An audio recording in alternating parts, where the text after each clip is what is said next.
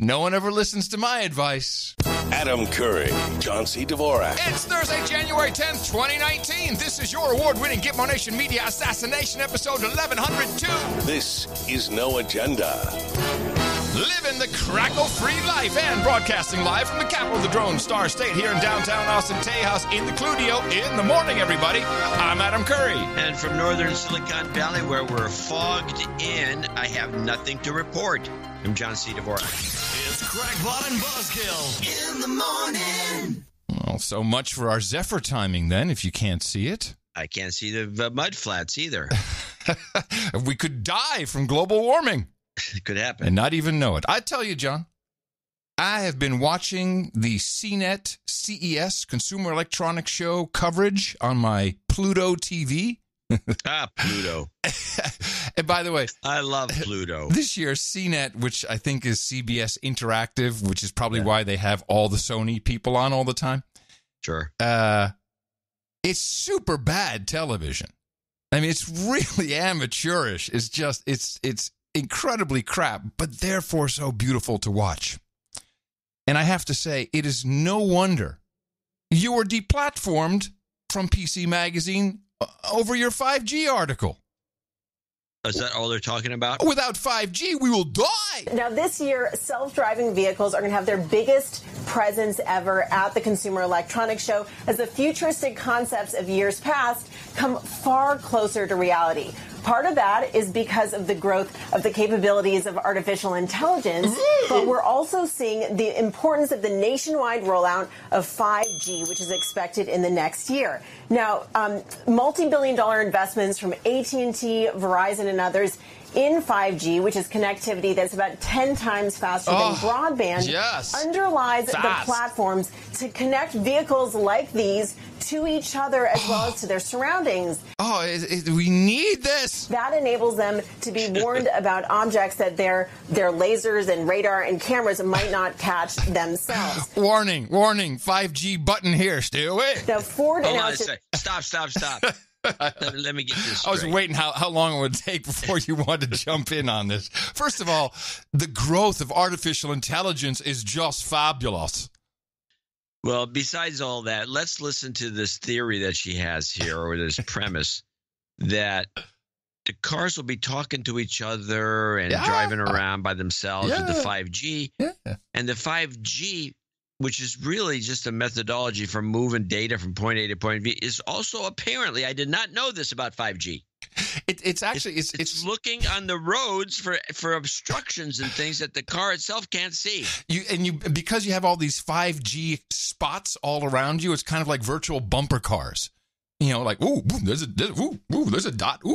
Gotta adjust. Oh yeah. It's necessary. It's the platform. Can't live without it. Them to be warned about objects that their lasers and radar and cameras might not catch themselves. Now, Ford announced just yesterday that starting... How does this work? Hold on a second. Stop again. How does it do that? Why do you question the magical 5G? I'm going to deplatform you from the show if you keep doing that. Do you see what I'm getting at? It's complete crap.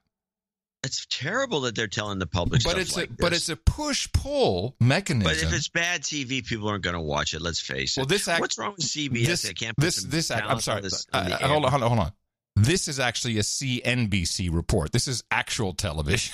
Oh, no, you fooled me. This is actual TV. So, and, who watches this? People who go, 5G, there. Listen, investors. 5G, the people are desperate. Silicon Valley is desperate for this. And in particular, Uber, who they cannot get investors to buy into their Ponzi scheme anymore. They're losing money, $1 billion a quarter. We're going to have this drone flying Uber. Oh, it'd be great. Okay, fine. Yeah, we're not investing in that. How about your autonomous? Well, we killed somebody, but, we kind of... we're sorry. People have to die. Yeah, this is progress. But when 5G happens, it'll be a beautiful thing. So just invest in us and invest in 5G. Your future is secure. And cameras might not catch themselves. Now, Ford announced just yesterday that starting in 3 years, it's outfitting all of its new U.S. models, not just the autonomous vehicles, with what's called cellular vehicle-to-everything technology. Cellular vehicle-to-everything technology. Let's see. Do we have an acronym? Cellular CVT. What is this bull? That's the communication platform for self-driving cars that's built on top of 5G. Yeah, it's built on top of 5G. She said fur. Ladies and gentlemen listening to the sound of our voices, this is bull crap. Minimally. It is 5G. Maybe beyond bull crap. 5G is still 5G is still in testing phases. It's still in the testing phase. AT&T is putting a little 5G logo on your phone that'll pop up. You know, like, it's 5, but it's not. It's not actual 5G. It's going to take a while to roll this out. I'd like to ask the question out there, why doesn't the FTC bust these guys for doing that? If it's not, we know what 5G is supposed to be. If you don't have 5G on your phone, how can they tell you that it's 5G? Yeah, which I think is just a lie. I think they're now calling LTE-M or something. I don't know but it is a lie. And the bigger lie is that these automobiles, due to the incredible growth in artificial intelligence and the rollout of 5G, which is platform that will build on top, that it's going to make the stuff safe and work. It's not. It's just not. I mean, yeah, if you blanket the whole world and every road possible with little 5G buttons that maybe send off some other I don't know. You know, I'm sure they can detect that and guesstimate how. But, you know, is that what's going to keep you on the road? Just learn how to drive. Is there more to this fine report? Well, I have more from CES. That tells us that 5G is going to help control the cars and so they'll see objects that the car can't see. You kind of got the gist of it. And again, this is what is the focus is all about 5G for all these. Everyone's solution apparently is 5G. All those things we've been promising. Every CES show has a theme. Mm-hmm. They always do that, and it's called in advance. What are you guys going to do? Well, we're going to do this. What are you guys going to do? We're going to do. And so every year it was HD TV was 1 year. 3D TV was 1 year. That died. Yeah. Yes. 3D TV. Yeah, that was a good one. Yep. And there's all these different little things. In fact, even before HD TV, there was the analog HD TV, which was a dead duck. And there's other things that come and go, but this is the theme for this show, and they're going to be promoting the heck out of it. And you see that Gary Shapiro is on Twitter saying, "Oh, we get the 5G, it's coming." You know, he's promoting the hell out of anything going on because he runs the show, and it's all money in the bank for him. He doesn't care, and it's just not gonna. This is gonna be a dud. Now, I think it was 5 years ago when I first introduced the No Agenda Value Network to the talking tube. Before anyone was using it, before there was any hype about it, and I'm pretty sure I said at the time that this thing had an Apple logo on it, people would be losing their crap. And it took a good 2 years before people caught on to it. Then it just went Superstorm Sandy, and I jumped out. I bailed because learning now what this thing does and in particular what Evil Corp knows about me. But it doesn't mean that the hype has stopped at CES, and we always have those fun reports. One other story to tell you about as well. It's been generating buzz on the CES show floor. Check out this smart toilet from Kohler. It's Alexa-enabled, costs $7,000. Users can control the toilet's features with their voice, including playing music, adjusting lighting, as well as checking news and weather. The toilet will be available later this year. But does it heat and spray like Japanese toilets, which are the best? Either way, I think too much. Keep it simple. The best. That's just the best. I think you can innovate a toilet. Entertainment seat. An entertainment toilet. That is it, Think though. of how useful that would be in our prep. Well, I don't know. I'd rather do that at the desk. That's it for Closing Bell today. That's not even... Anyway, and so it's the same every year. They show these stupid things. But I have to say, because it's so bad, the CNET coverage is kind of fun to watch. It's just because it's so bad. And you see the whole cast of Twit is on eventually. Everyone's passing through, and everyone thinks and would and should, and they know everything the best. All these people have never even started a company, ever. There was one, I think, true innovation, which, again, you heard about on the No Agenda show months ago. I would say, how long have I had my hearing aids? Half a year? Longer? Yeah, at least 6 months. 6 months? Well, Widex, I have the Widex Evokes. I told you this was coming, and they announced it, and we're showing it at the Consumer Electronics Show. Senior Vice President of Marketing for Widex USA. And I'm delighted to be here at CES because we have one of the most unique products that's ever hit the hearing aid market. We have taken an energy cell and put it inside of a hearing aid. Now, this eliminates the needs for in-wearers to replace hearing aids or batteries in their hearing aids. And all they need to do is nest it in this simple recharger, and in 20 seconds, this hearing aid will recharge, and it will be good for 24 hours of use.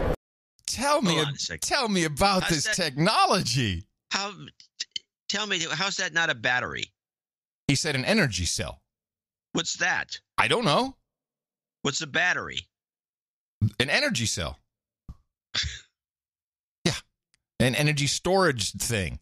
Look, I don't know, but 20 seconds. It's a rechargeable battery he's got in the thing, which is okay. I guess that's kind of different than most hearing aids, which have those little hearing aid batteries. But right. It seems just like some sort of a lithium. I think it'd blow, man. But you know what it is? This is actually it can go off in your ear. Boom! But here, it's a trick. It's really a trick. Now, as a hearing aid wearer, I have to change my batteries every 3 days because I stream a lot of Bluetooth to them. But if I didn't do that, probably every 4 to 5 days. So how is this really better? Even if it's 20 seconds, I got to have this brick plugged into the wall near me, with me at all times. Got to have it around. If it all of a sudden, if it goes down and you have to time it, now I'm thinking about how much longer do I have? Well, instead of just having 2 batteries in my jeans pocket. Hold on. Here's the thing. Now, the thing that would worry me is I go traveling, I forget the damn brick, leave it at home. So that'd be the worst. But then I just take the hearing aids out and then I just unscrew them and put batteries in. I don't know if that's a feature of this system. What? and that would be, I don't think, with whatever they have in there, and you kind of plug the device into this brick. I don't think they could still add a battery. I mean, yeah, if you have, like 2, I could see Adam. I've got the latest hearing aid tech, and I got like these huge, cans hanging off of my head. But I don't have to charge it. I don't have to put new batteries in. It's great. Oh, man. But it is kind of a trick. Let's say what it is. CES is a junk show. And when you really go to it, and you and I've been to it many a time, you go to it and there's a few things. Sony has a big fancy booth, and different major Silicon Valley companies Apple doesn't, may or may not have a big fancy booth, with a big fancy pretty girls roaming around and salespeople everywhere. But most of the show are these small booths from Taiwan and China selling junk, gizmos, phone, pads, just crazy junk. It's a junk show. Hey, and that's the most interesting stuff, by the way. I do have someone from Widex contacted me. Been looking to get in touch with him for a while, so finally something happened. But I'm going to ask about this energy cell. I have a feeling it may be, like hydrogen gas energy cell. Oh, it's not. Then why would you have an induction brick? The induction brick that you put the thing on is just it's one of those just a wireless charger. No. I never said that. You're assuming that. No, I listened to him. I wasn't talking to you. You plug it into this thing. There's a hole in it, and you slip the thing in. So I don't know if it's an electrical connector or if it's a connector for gas. I have no idea. Not for gas. Hydrogen, baby, in my head, in my ears. I'm a walking bomb. Well, don't you smoke. got that anyway, but that's beside the point. Woohoo! Build the wall. Yes, okay. That's our transition jingle. There you go. That's a good one. since that's what we're talking about. So I don't know if you want to go into a little deeper thing right off the bat. No, I'd like to air a grievance right off the bat. I'm listening. That our president is a liar. I mean, and by the way, the most egregious lie he told during his Oval Office speech was not even discussed by the M5M. He's a liar. This is a choice between right and wrong, justice and injustice. This is about whether we fulfill our sacred duty to the American citizens we serve. When I took the oath of office, I swore to protect our country. No, you didn't. And more people than anywhere in the world saw your inauguration. You took an oath to defend and uphold the Constitution. You did not take an oath to protect the American people. Why does no one else do it? This bothers no one. It bothers you to such an extreme that you make it up for everybody. Nobody has to be concerned about this ever because you're on it, man. You're on it, man. When I took the oath of office, I swore to protect our country. And that is what I will always do. So help me God. Thank you and good night. Now, I believe that. I believe that he's sincere. But come on.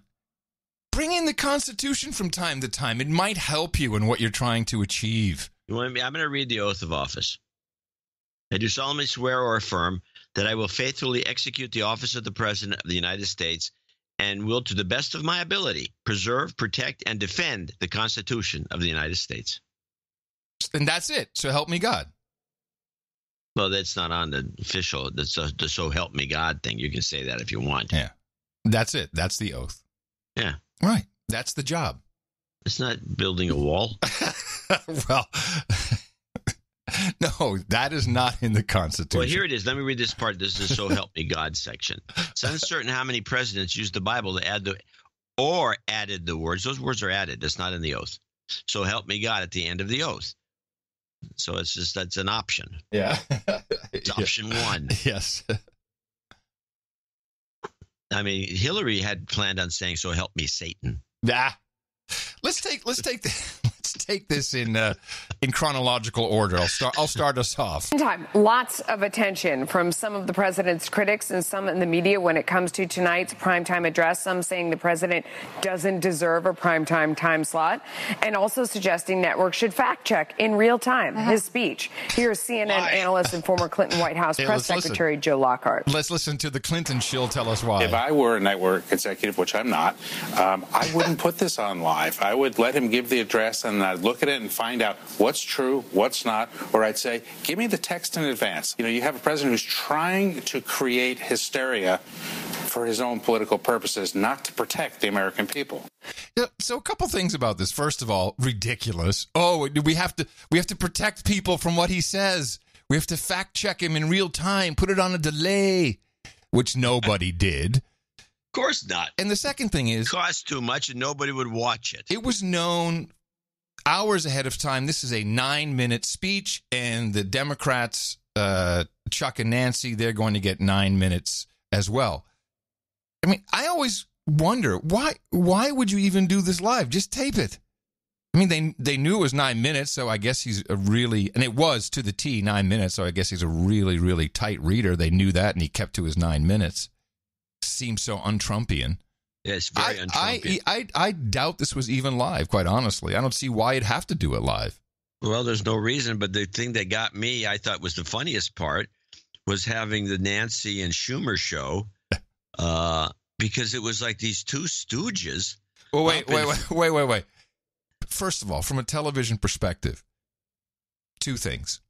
Who decided the top? Three things. Who decided the shot which should come from top, from above, looking down on them? This is an incredibly stupid move. I think I know why. It's like, oh, I look so short next to him. They should have put her on an apple crate. She should have had a little rise. She should have had a rise, full crate, no doubt about it. Now, whoever did their makeup should be Shot. Spot. I was going to say, should receive a medal from the Comedy Academy. Well, there's that, too. That's the other possibility. However, how can anyone around these people look at them and say, great. Hold on. Stand in front of the camera. Let me look at the shot. Great. Who is in charge of that? Please consider the Curry-Dvorak Consulting Group. Because, I mean, they weren't even 3 minutes into this thing, and the memes were flying. It was great. Yeah, executive producer Soupy Sales. Yes, exactly. So you had these two jokers up there, and they were just like deers in the headlight. First, you had the grumpy old man, and then you had Nancy, who was the bug-eyed Nancy, and they're going on, and she's licking her lips and trying to keep her mouth moist, and then he comes on and says, I don't know what he said. And it's just like, it was so comedic. That, is this the Democrat Party? Because I'm asking the question of any Democrats to listen to the show. Is that your representation, those two? Don't they have anybody that's presentable in the entire party they could put up there? Did the great Rob Reiner not sit at home and go, wow, they need some help. I'm a director. This is not the show. For all we know, it was Rob Reiner. You look great, Nance. Oh, man. Horrible. Horrible. I mean, if I took off my glasses and I'm nearsighted, I mean, I could almost imagine the faces turning into, our favorite movie. Which is? They Live. Oh, They Live. Yes, I could almost see their. They both look like gruesome aliens. Mm-hmm. That was fantastic. But in general, weak performances all around, I say. It was a waste of time, and it was a distraction, and didn't accomplish anything one way. I think maybe it gives them the inroads to call the national emergency, which is gonna cause some problems. So Democracy Now! Covered this right off the bat, and then they brought a guest on, and I want to play these clips unless you have something that's really. No. These clips, there's a bunch of these clips. I got a bunch of them. Yeah. Too many clips, but it's good stuff. This guy, William Arkin, he was in military intelligence in the 70s and became an NBC. Oh, wait a minute. Yes. Yeah. This is the guy that recently left NBC and quit. He said, it's just too nutty. I don't want to be around it. I'm going to go write my books. He is kind of a book guy more than anything. Well, he was working for NBC as a reporter and a correspondent and one of the intelligence analysts for 35 years. Yep. Yeah. So he did a lot of books, but he apparently is fed up. So these clips are interesting because he really gets to the point of what's wrong with the media and how they cover stuff and what we kind of do. But he kind of transcends it a little bit, goes a little meta. So let's listen to what he had to say on Democracy Now! Because he actually goes after them too. And Amy got a little self-conscious and got a little irked by him. But William Arkin, premise. Oh, hold on a second. Gotcha. So you left NBC with this explosive memo that not only indicts NBC, your network, says basically NBC, they might not like this, but doesn't stand out among the crowd of corporate networks in dealing with this issue of perpetual war. Everything I said in this letter, which was a goodbye letter to my colleagues at NBC, applies to all of the mainstream networks, applies to CNN and Fox as well. So I'm not really singling out NBC. I was just most familiar with it. And my decision not to renew my contract was really one of thinking to myself that I wanted to stand back and think more about what we needed to do in order to change our national security policy. We've been at war now for 18 years.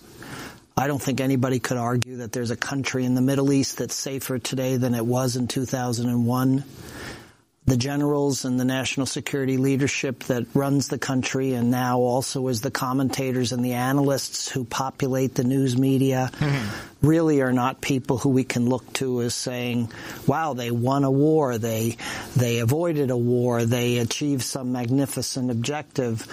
In fact, they are the custodians and the architects of perpetual warfare. And it seemed to me like there needed to be both a different voice and a solution. And I want to step back myself and think about how we can end this era of perpetual war, and how we can build some real security both in the United States and abroad. Well, this guy can't be a Democrat. How could? No wonder he can't work for MSNBC. NBC. He's not pro-war. Well, there's that. So let's listen to how he attacks this situation. And in fact, he has some fantastic points. This is the clip that follows that. This is William Arkin ribbing DN for Trump coverage. I'm wondering, in terms of your concerns about the coverage of President Trump and of the Trump era, and your concern about the fixation, and it really is an obsession almost of all of the networks with covering him on a not just a daily, but an hourly, minute by minute basis. Well, let me just say, I'm here at Democracy Now, and I shouldn't bite the hand that feeds me, but you started your broadcast today making fun of the president and his remarks last night about the border. It's almost impossible to avoid. Donald Trump runs a circus. Every day he gets up, he unzips his pants, and we go, oh my God, what is he doing? And then the next day he repeats, and we repeat. So I think that to some degree he sucks the oxygen out of the debate. He changes the discourse. And we haven't figured out yet in the news media, every part of the news media, how to get beyond that. So I'm not arguing only about the mainstream. I think everyone is stuck in the Donald Trump circus. I mean, I have to take issue with you with saying making fun, because fun is the one word I wouldn't use. But yes, we did focus on what he had to say. The more the networks broadcast directly what he has to say, this is the information that gets out to the American people. And it is so critical to take on each point. In that case, for example, that immigrants commit more crimes than natural-born Americans, which isn't true.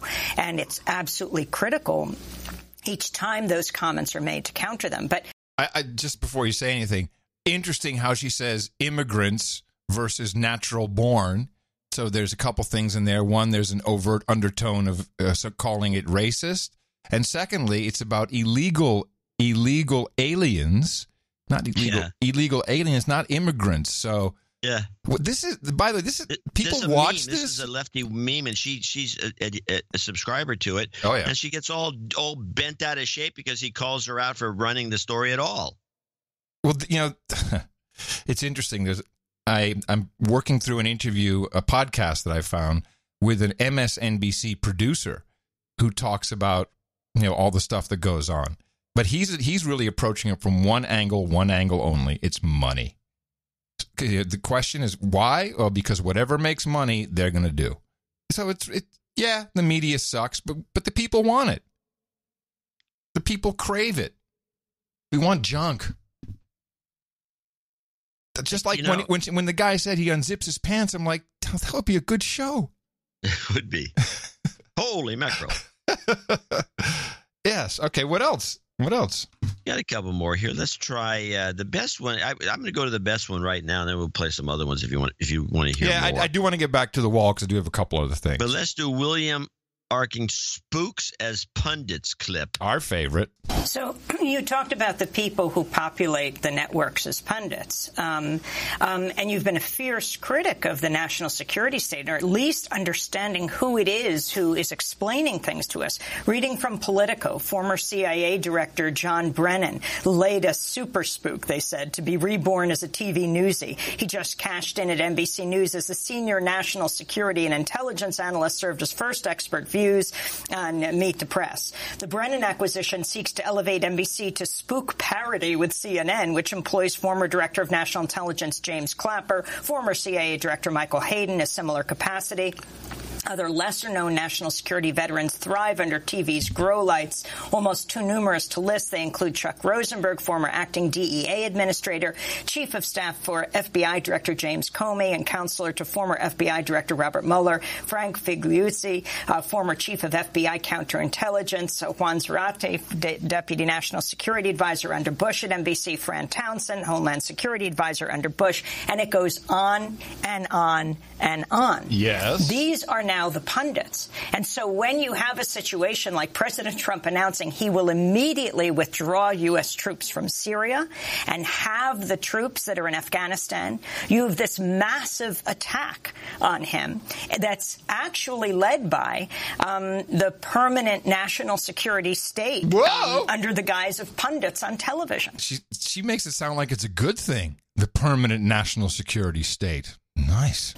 Well, I think that you've, what you said stands for itself, Amy, but I would add to it that I think the real crisis is that when we have a panel discussion on television, in the mainstream press, and even in the mainstream newspapers, we don't populate that panel with people who are in opposition. We have a single war party in the United States, and it's the only one that is given voice. And so really the crisis is not so much that there are experienced government officials speaking out. The problem is that there aren't critics who are sitting next to them saying that you're full of it. And so to me, we need to balance that. And I think that probably because of the phenomenon of Donald Trump, let's just be honest about it, really what we see on TV now is former Obama administration officials masquerading as analysts who are nonpartisan, when in fact they are partisan. And indeed we see fewer retired generals and fewer retired admirals who sometimes are useful in terms of explaining the profession of arms and the conduct of military operations in favor of these political figures who have a partisan view. I just don't think the American public gets well served by the fact that there isn't a broad range of opinions on those panels. I want to see peaceniks. I want to see academics. I want to see historians. I want them to as much have a voice in terms of understanding what's going on as I do see a former Obama administration official. We have to break. Yeah, no, it's snooze. All right, this guy's going nowhere. And where's Stephen Cohen? What about He's a good example. What do you mean? Well, he's the guy that you would normally see on these things, telling these guys that they're wrong. Oh, yeah. We can't have him a on. professor. But see, this is what this guy doesn't see because he's in the milieu. And what we can clearly see, and I'll just say it again, my opinion, the vocation of journalists is null and void. You're no longer necessary. You're just adding noise and opinion and bias to it. You need editors. Like we're like editors. We're content routers. You have to do a little picking and choosing. Routers. Yeah. That's what's needed. The experts are the ones listening to this very show and wait, something I know about. Let me tell you. You have a trust relationship. It's better than freaking sources say. So this guy's not seeing it either. We are the future. It's just too bad that we're old because we know no medal at the end for us. No Peabody in our future. No watch. We can get a Peabody. That's what you think. I'm not so sure about that. All right. The rest of these are minor. I would like you to just play the beginning of William Arkin 3.0. Okay. Because I don't remember what it is. Let's get to the issue of who populates the network TV shows, which is validating an issue you have criticized for so long and investigated for so long, the national security state. Well, I've been associated with television for 30 years. I've been a journalist for about the same period of time, but it's not my background. My background was in Army intelligence, and then thereafter I wrote books about the military. And I was called upon to be a journalist because there was a desire on the part of the Los Angeles Times, Washington Post, and NBC to have experts helping people to understand an incredibly complex issue, national security. In those days, when I started, we used to have civilian experts on the air, people who weren't former government officials, people who weren't retired generals, people who might be university professors or activists who worked in non-governmental organizations or experts who were associated with think tanks. Something happened post 9/11, something happened in this intervening years in which those people virtually disappeared from the airwaves. And we don't see as many anymore. And in fact, we increasingly see journalists who are the commentators on what's going on. Now, that's a tricky position because journalists are supposed to be unbiased, but also at the same time, they're supposed to be explaining to the public what's going on with inside information. But the end result of it is that we become shallower and shallower in our coverage, particularly in an area like national security. We've just become so shallow that we're not really able even to see the truth, which is that we're at war right now in 9 countries around the world where we're bombing, and we hardly report any of it on a day-to-day basis. Yeah, exactly. Yeah. I can't disagree with anything he says. I can't either, and we're doing our part. I want to go back to we report on these wars. Nobody else, yeah. Well, yeah, but again, we don't have to go to foreign sources. We have to podcasts nowadays seem to have more good guys on it than anybody. But also, we have boots on the ground. We have a lot of boots on the ground. Boots on the ground, and this works. Yeah, but you can't start off that way. I can see the vocation of journalists no longer existing. I can see it. People are not stupid, by the way. Even the stupid people can figure out the stupid things they need to know. Now, also stupid is the president. Here's what I don't understand. I have some advice for him. I have some advice for the Democrats.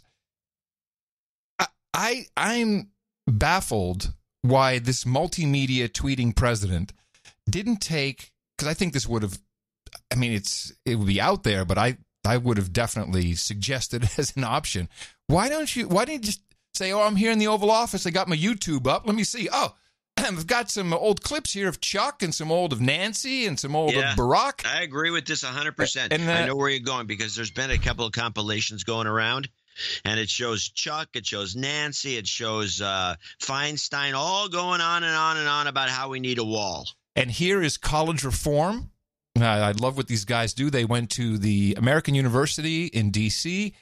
and asked people about the border wall, specifically read them quotes, told them that these were quotes from Trump, but they were quotes from Schumer, Obama, and Pelosi. I'm going to read a few quotes here from President Trump talking about the need for the southern border wall.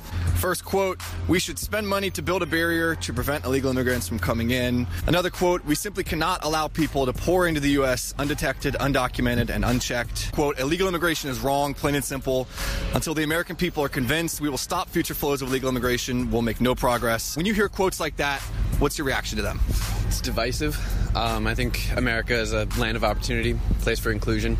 I just really think it's kind of hateful speech in general. It's just a negative message. Like when he talks about like illegal immigrants, it's just one rude, like to talk about people like that. It kind of underlies a lot of things about like discrimination and people and their prejudices and things like that. So I feel like that stuff is touchy to talk about. There are racial biases kind of sort of deep embedded in there. In a word, I'd say it's more jingoist. Well, I think his demeanor overall is just unacceptable. I think just the way that he's referring to people across the wall is very dehumanizing. So rhetoric like that is not helpful? No, not at all. What if I told you these were from Chuck Schumer, Barack Obama, and Hillary Clinton? How about that? Really? Really? Oh, wow.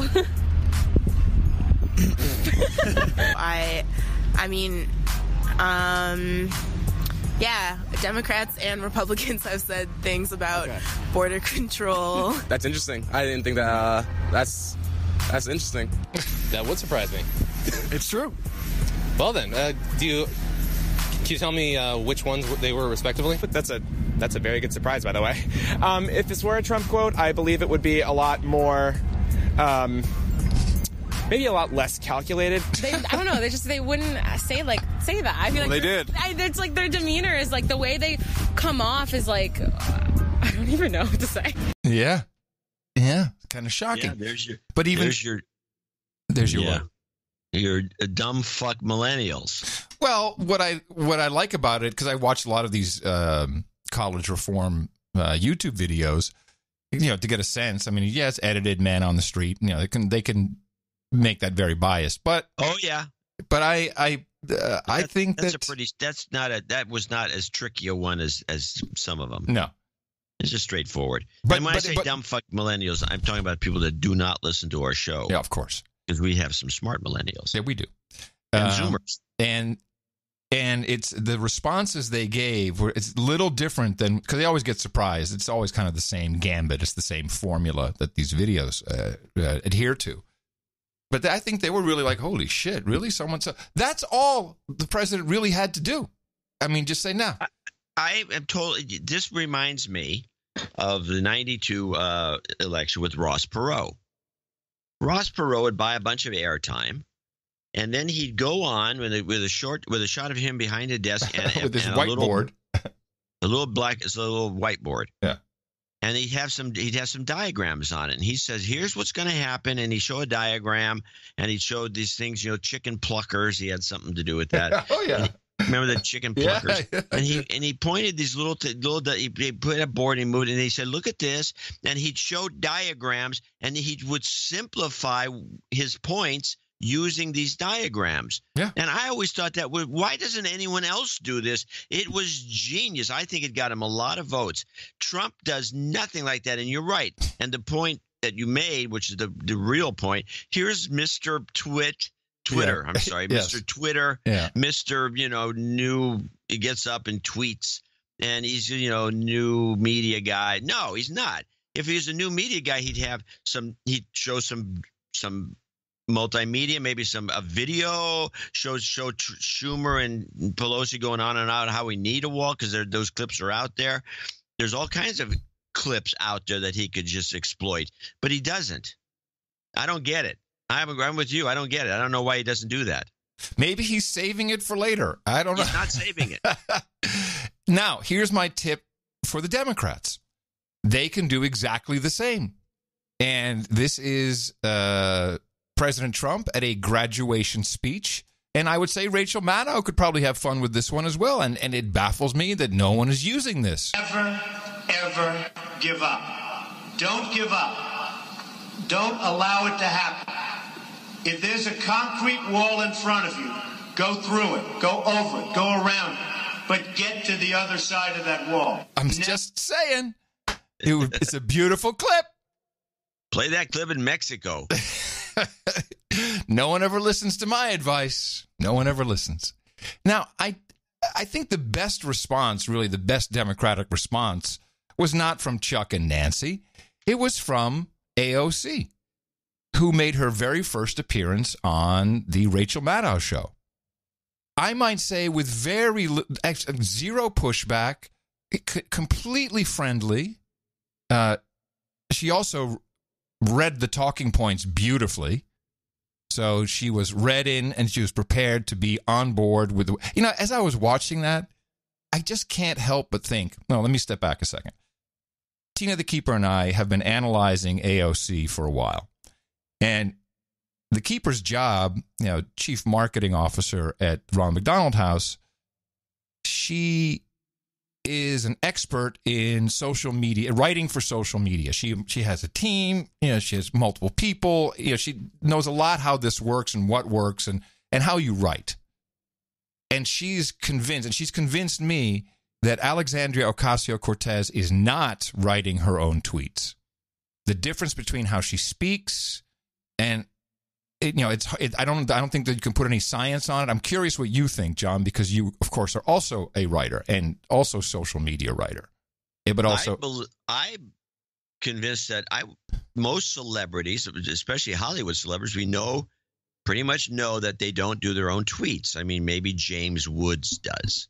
But most people don't. They have a public relations person that's got a very strong grip on their presentation to the public, and so they do the tweeting. They do all this stuff in that regard. I would not be a bit surprised, and in fact, now that you mention it, I'd be surprised if she did her own tweeting.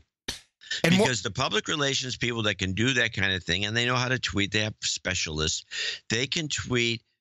In good, I do believe Trump. I believe that Trump does his own because he has the errors in there. Because when you tweet and you're throwing off tweets, you say, "Oh, geez, I've spelled that wrong." So precisely, how does it work?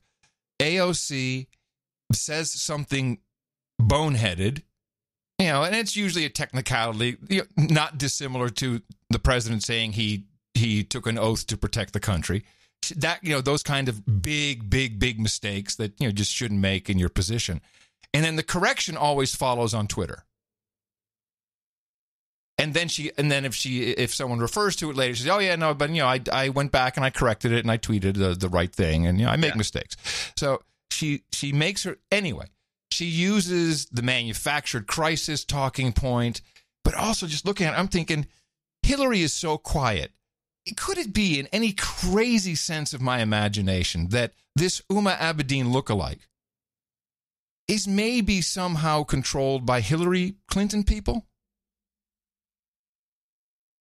Well, I know where you were going as soon as you mentioned her. Of course, I thought you might even say that Hillary Clinton people who do tweeting for Hillary possibly are doing tweeting for her. Oh, we should compare those. Interesting. Well, you'd have to compare like 100 of them because you can't really do a deep analysis of writing styles unless you have a big sample. But you know what I mean? I think that Hillary probably Hillary with Uma and with Anthony Weiner, but also they were supposed to be the hot up and coming couple. It's like, didn't Bill Clinton New York officiate their wedding? She was the Hillary's body man, as they call it in Washington D.C. Of course, it's rumored that they have an affair, but it doesn't really matter. It's because if you look at it, this is AOC is Uma Abedin without all the baggage. In fact, and she's in New York. She's convenient to Hillary. Yeah, and all we and in a borough, and all we have is she was a waitress in a cocktail bar. That much is true. Which is nonsense. Yeah, well, that's true, but it's still who cares? There were they put their little machine together, and they went door to door. I don't know how much. I would like to know. We don't probably have anybody in that borough that listens to the show, but if anybody did, I'd like to know if AOC went door to door or if it was a machine that went door to door, which is the volunteers that you put together if you know how to do it. There's nothing like showing your shoe that's worn out. There's a hole in your shoe. The backstory is just put together pretty well. Yeah, it's very professionally done. It's professionally done, and I think she is a massive force to be reckoned with. But right now, she's kind of sliding in to the establishment with Rachel Maddow, and I just have 2 clips of this, but we have to listen to both. Let's check the first one out. We can't even get laptops in the hands of our district offices because the president has decided to hold the paychecks of everyday Americans hostage so that he can fulfill a campaign. I don't even want to call it a promise, a campaign fantasy that the vast majority of Americans disapprove of. And not only that, but in the actual address, there was falsehood after falsehood, and we have to make sure that we get our facts straight. Everyday immigrants commit crimes at a far lower rate than native-born Americans. So here's the talking point. I'm very disturbed by this talking point. And also, let's just hear exactly what she said here. Straight, everyday immigrants commit crimes at a far lower rate than native-born Americans. Okay, so she didn't say, I think we already pointed this out, she didn't say the same thing Amy said. Exactly the same. Immigrants, word for word, not illegal aliens. It was immigrants. Yeah. And, this, by the way, I should mention this. This talking point came up a long time ago. I think during the campaign. That the exact talking point with the exact wordage done exactly the same way slipped in, and then it kind of disappeared. It's a falsehood. It's a falsehood. Anyway, it's a bullcrap meme. It's not even. It's beside the point. Yes. What's the consequence of having somebody as president who's made this? Oh, I'm sorry. The wrong one. Here we go. And not only that, but the women and children on that border that are trying to seek refuge and seek opportunity in the United States of America with nothing but the shirt on their backs are acting more American than any person who seeks to keep them out ever will be. See, I'm not sure why that bothers me, what she said there, but it does. Well, a couple of things also. Did she mention with just the shirts on their back and a Soros credit card? She mentioned that. It was in the shirt pocket. Shut up. Nothing but the shirt on their backs are acting more American than any person who seeks to keep them out ever will be. Okay, so, well, that's just an opinion. Now, here's the longer second clip, the only second one I have. But we really need to listen to what she is saying in here, because she also shows the true democratic the Democratic Socialists of America vibe is we want people to come in. They should be able to come in because we want them to serve us.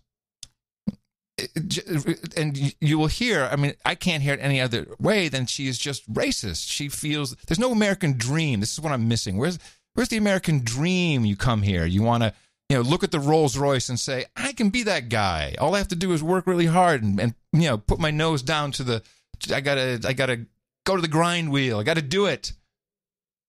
That's not there anymore. It's just you come on in and be my slave. What's the consequence of having somebody as president who's made this core to his message and to what he wants his presidency to mean? What is the harm that's caused by him talking this way and using this sort of platform the way he has, even when he can't get his policies passed? I can tell you a very personal story. As many people know, I was working in restaurants just a year ago, and when the president first assumed office with his racist and violent rhetoric. Racist and violent rhetoric. That's a new one. Yeah. I haven't heard the violent rhetoric. People started to send themselves home. Send themselves home. This is a very interesting term that she uses a couple of times. People started to send themselves home. And although to me it conjures up an image of getting in the UPS box, leaving a little hole to call the guy and then closing it up, slapping the sticker on top. Yeah. I think she means self-deportation. Yeah, that's what she means. And as we know, in restaurants, hospitality, every American eats, if you can, if you're lucky enough, we're able to eat 3 times a day. And that means that we interact with the people who prepare our food 3 times a day. Okay, so just so you know, illegal aliens prepare your food 3 times a day. That's what they do. When those people start to go home, go back to the countries which they originated from, because many of them consider the United States their home. Mm-hmm. Those places, they go into dysfunction. I remember one of our lead cooks brought himself back to Mexico because he was so scared. This is so interesting. Brought himself back to Mexico. Help me. Why is she using this tense and this? There's a reason for it. There's a reason. By the way, she's still being trained. Yes. By who, I don't know. But there's a reason for it. We need that linguistics guy that we used to fall back on, who I think is now your sworn enemy or someone. Remember that guy? My sworn enemy? Your buddy that used to be in Austin. It was a linguistics expert, and he's the one who pointed out that some of these anomalies and speech patterns and performatives and all that. The professor. Yeah, the professor. Oh, he won't talk to me. Yeah, he moved to Stanford. He's all in for Obama, hates Trump, and he won't talk to you anymore. Oh no, he hates me. He thinks I'm a racist Republican. Yeah, for sure. And I have white privilege and need to shut up. Of the president's rhetoric, we had an insane amount of dysfunction. We're talking about local restaurants. We're talking about local businesses. We're talking about shuttering neighborhoods. And we're talking about people feeling unsafe. And no one should feel unsafe in the United States of America. And that includes our amazing and beautiful and productive immigrant community. Again, immigrant. So what is she talking about? Are these illegal aliens or immigrants? Well, this has been going on for a while, trying to confuse the public by mixing 2 terms. Illegal alien and immigrant, they equal each other. So you're trying to make it the same. Make them the same. Yes. Even though they're not the same. There are people that have come to this country from Mexico and elsewhere. Many of them work in restaurants. And they came legally, and they got their green card, and then they eventually got their citizenship. They went through a process. And then there's a bunch of people that just snuck across the border, and they're taking jobs away from these other people because they'll work a little cheaper, maybe not. But the point is that they're trying to conflate, which is probably the wrong word, the 2 terms So you think, oh, yeah, immigrant is good. Yeah, it's just this is the socialist, borderline communist training she's going through. Rachel's all in on it. She doesn't question any of this, obviously. She's a complete stooge, but it's disgusting. Pennebaker, Professor Pennebaker was our linguistics guy who hates me now. My stunt brain informed me. And moreover, the one thing that the president has not talked about is the fact that he has systematically engaged in the violation of international human rights borders on human rights on our border. Do you think she was reading maybe, or she had? Because that was an interesting mess up. That felt like a teleprompter flub, like it was a line below it. Did you see her look? You'd see if she was looking at a prompter. I don't think so. She's rehearsed all this stuff. It's in her head. They've gone over it a few times. You got to say this. You got to say, oh, no, don't use that word. Use this word. Oh, okay. And so they get her all keyed up, and she flubs one of the rehearsed points. Right. I'd like to hear it again because there may be some revelation in the flub. Okay, hold on. And productive immigrant community. And moreover, the one thing that the president has not talked about is the fact that he has systematically engaged in the violation of international human rights borders on human rights on our border. He has separated children from their families. He talked about what happened the day after Christmas. On the day of Christmas, a child died in ICE custody. The president should not be asking for more money to an agency that has systematically violated human rights. The president should be really defending why we are funding such an agency at all. Because right now, what we are seeing is death. Right now, what we are seeing is the violation of human rights. These children and these families are being held in what are called hieleras, which are basically freezing boxes that no person should be maintained in for any amount of time, let alone the amount of time that they are being kept on. This is also new. I've heard this a couple times. The freezing boxes. Yeah, new talking point.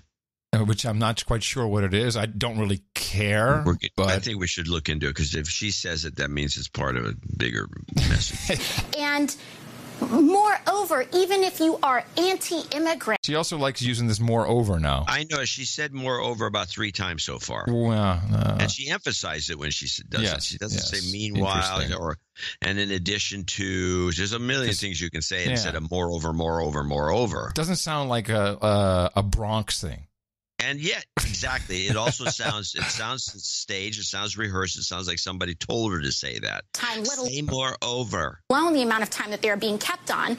And moreover, even if you are anti-immigrant in this country, the majority of immigrant overstays, the majority of the reason that people are undocumented is visa overstay. It's not because people are crossing a border illegally.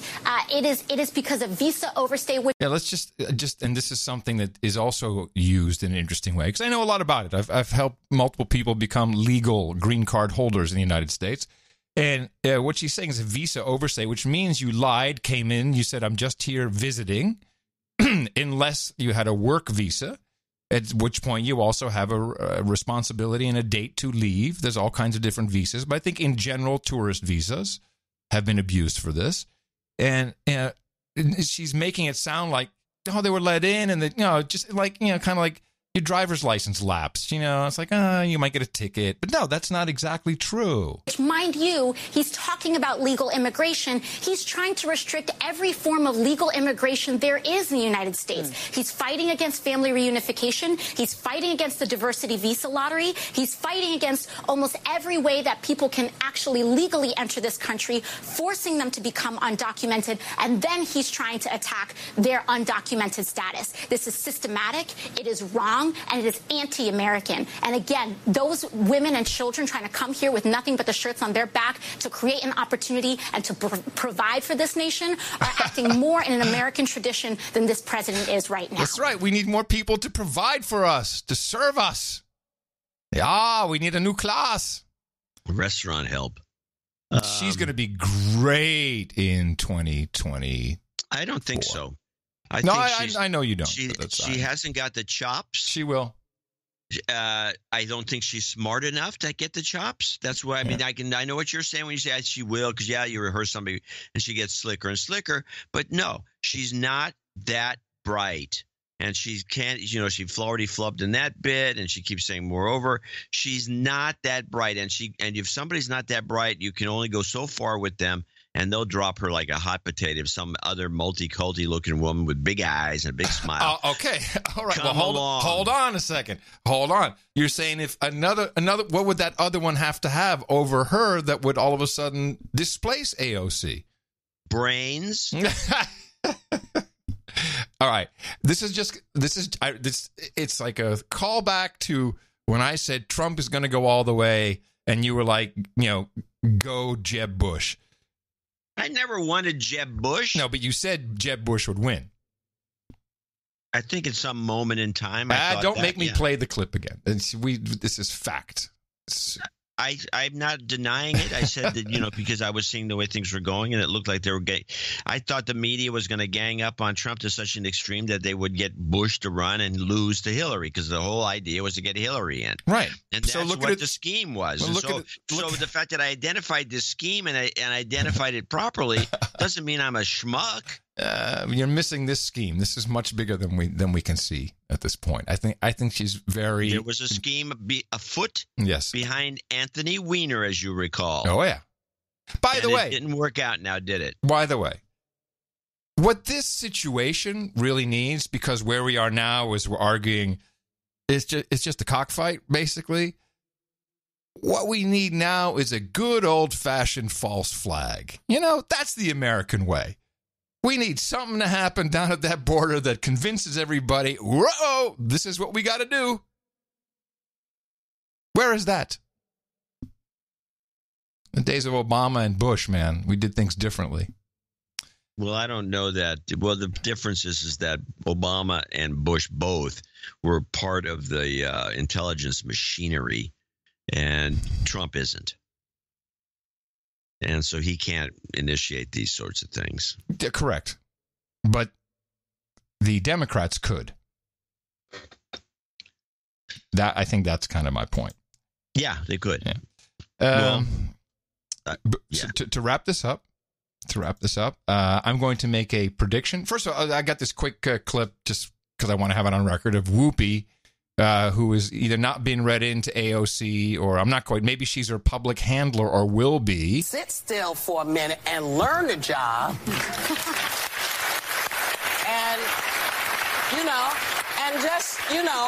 Because there are people in that party who have been working their tails off for this country. They know a lot. And they know a lot.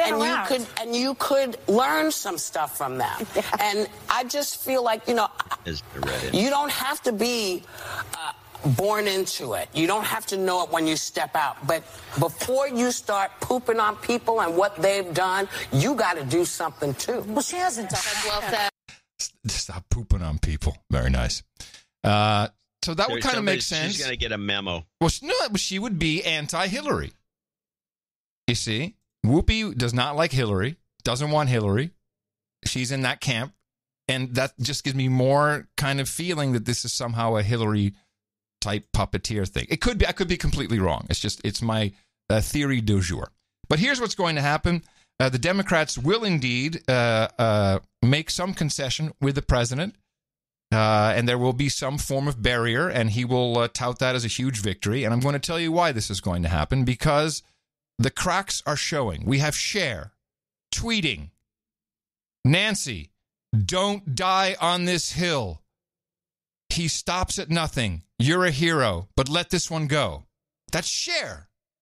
Cher saying, let him have this one. Here's The Daily Show with Trevor Noah. You realize there were all these flaws in America that nobody ever noticed before he showed up. And then all of a sudden, it was like, oh, bam. Oh, wow. What is that? Oh, the president doesn't have to show his tax returns.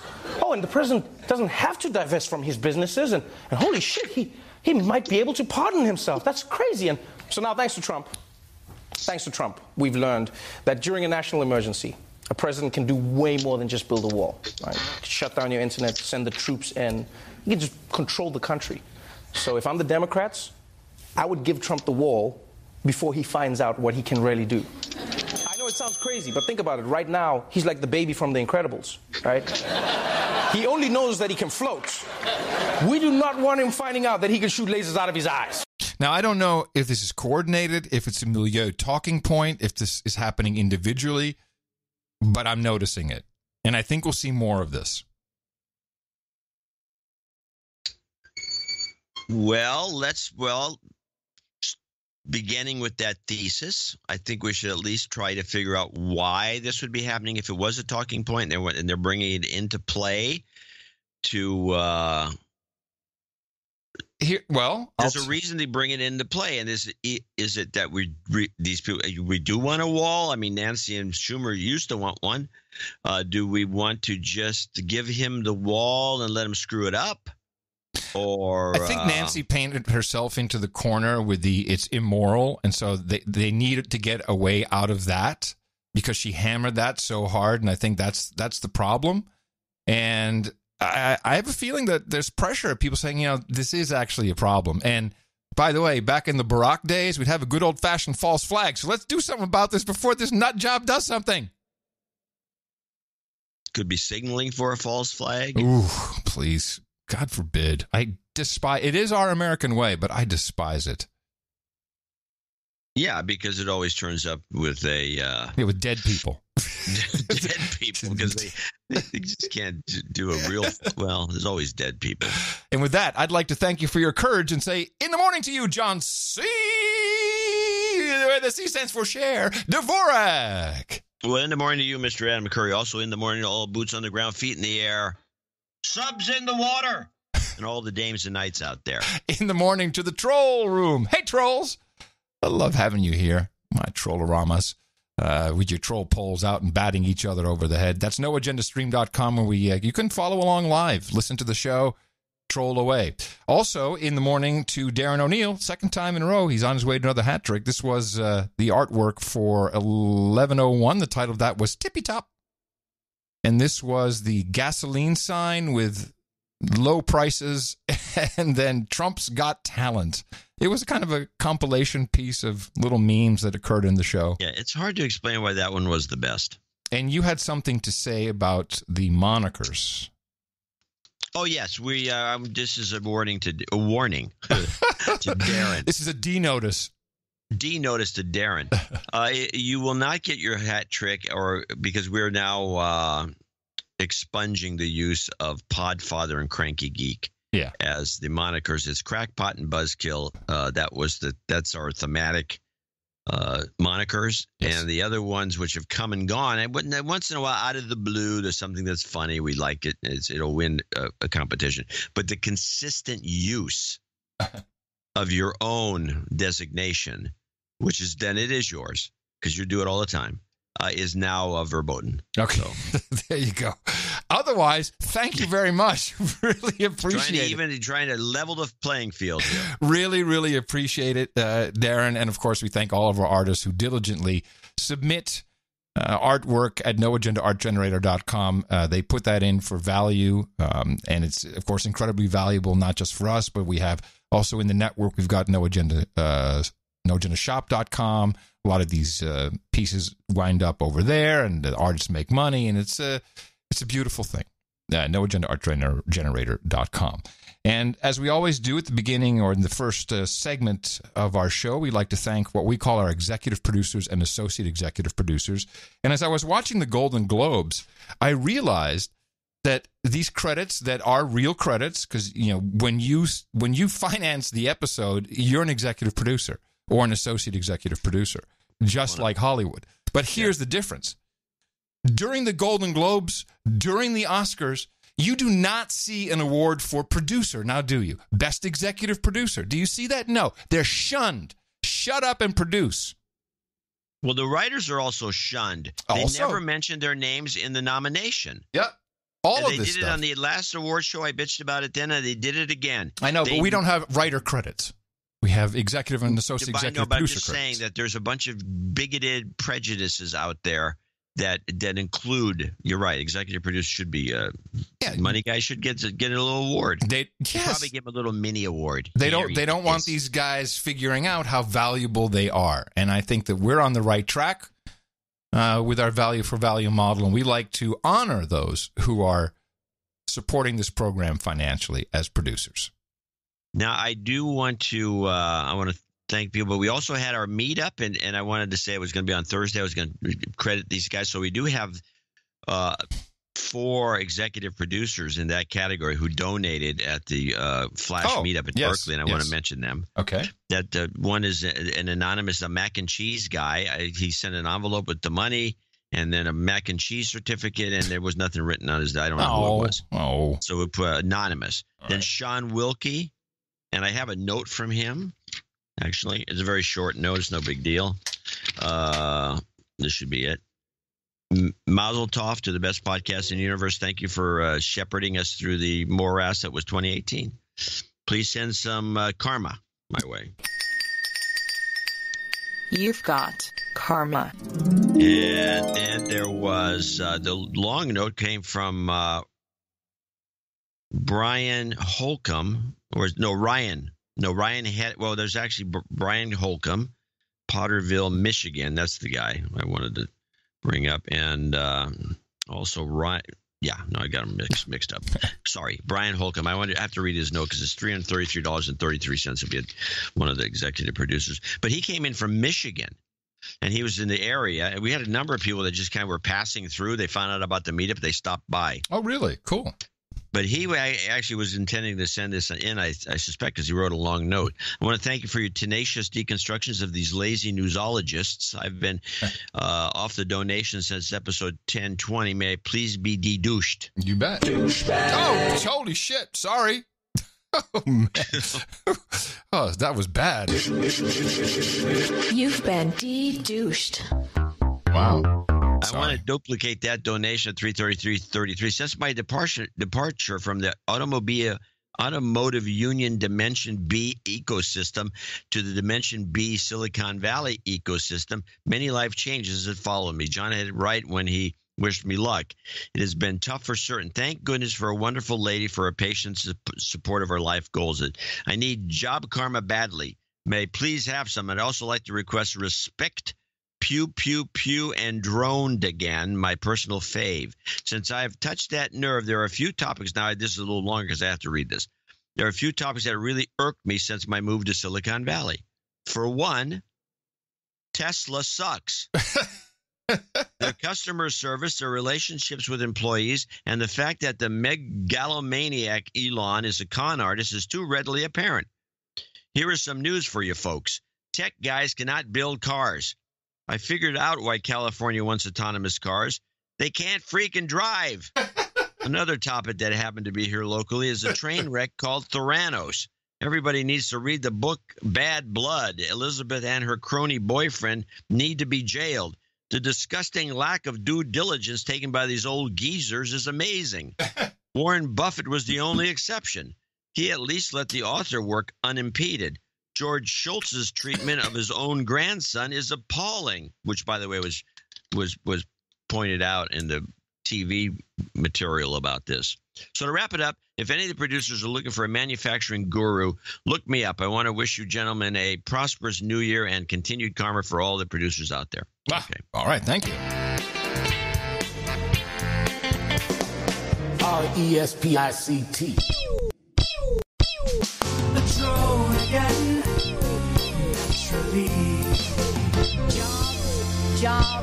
Jobs, and jobs. Let's vote for jobs. You've got karma. And last on the list of people that were at the meetup and gave executive producer amounts is Sir Scott of Diablo. All right, so we got 5 guys that need to be put on the big list. Great, guys. Thank you. Gracias. And I'll mention the other people that were there with lesser amounts at the break. Oh. Jennifer, by the way, it was a great meetup. A lot of great people to talk to. It was a lot of fun. And I got had a good discussion with our friend from he was, I don't know if he wants me to say this or not, but I'm going to say he used to be at General Motors. Oh, okay. Jennifer Weeda in Lawton, Oklahoma, 556.92. And she says, as you know, I recently transferred funds from my previous contributions to Greg Davies so he could finally get his knighthood. However, living the mac and cheese life has meant that I have not been able to contribute actual value for quite some time until now. My university family finally classified me as a in-state student, which resulted in extra money being applied to my financial aid toward the semester. I have attached this extra to no agenda as a thank you for your excellent work. And thank you for that donation. It's quite nice. Very generous. The show keeps me informed, entertained, sane, and grounded in a reality which, as you know, is essential to surviving higher education with critical thinking skills intact. I think so. My contribution brings me to damehood, and I would like to be known as Dame Jennifer of the Gypsy Nation. May I please have pierogies and peppermint schnapps at the round table? And for jingle, she would like a Manning whoop him with the Constitution and a little girl yay. And I need to write this. Hold on a second. Pierogies. I gotta write that down. And a karma as well. We'll give her a karma, of course. Now get out there and whoop Obama's behind.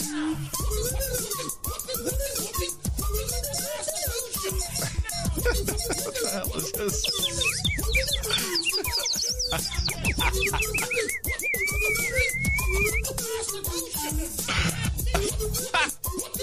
Find the darndest things on my hard drive. Yay! You've got karma. Fine stylings there. Find all kinds of interesting things. Yeah, we did have Charlie Mingus in the studio to help us on that one. Sure. Sir Tim of the Malacca Straits in San Francisco, 33333. ITM gents, please accept this donation. I request a career, relationship, and house finding karma. I also request that you put up with the insanity of the M5M. Oh, no. Gentlemen, that you put up with the insanity of the M5M. That's the second line, John. That's a different donation. This is just, I think he just has one line. Oh. He just wants some relationship. It's the light blue. I'm sorry. Here you go. Relationship and house finding karma. Yeah. You've got karma. No wonder she was trying to transition that. David Boda is the one who is doing all the talking. He's in Monroe, North Carolina, $333. And he says, gentlemen, that you put up with the insanity of the M5M, the frustration you cause each other, and all the douchebags listening to give us all a twice-weekly shot of sanity speaks volumes to the kind of people you are. Your cutting deconstruction of the popular narratives is a vital service that all listeners benefit from. So to those listening that have not donated, I say get off your ass and support the best podcast in the universe. Play a douchebag call out for all of them. Douchebag.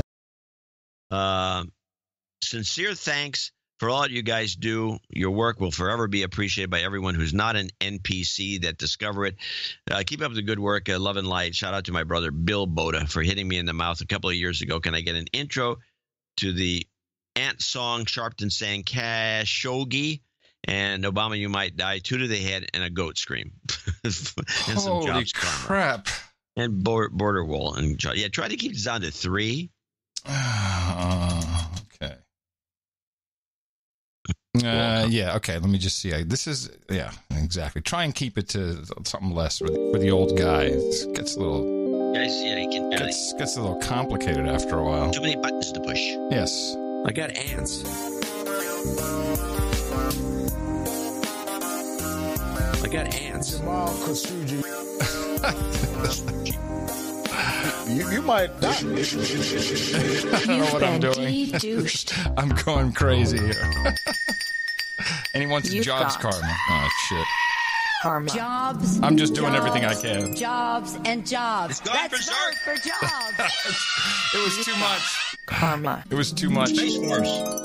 I was trying to find everything. I was just nuts. Sorry. It's fine. It was a good job. I thought it was outstanding. It was sucked balls. It was horrible. Sir Zacchaeus. Sir Zacchaeus. In Noblesville, Indiana, $250. Crazy times require sane reporting. Thanks for providing a couple doses a week. Lots of jobs and a little goat karma, please. I'm trying to land a new gig with a not-for-profit.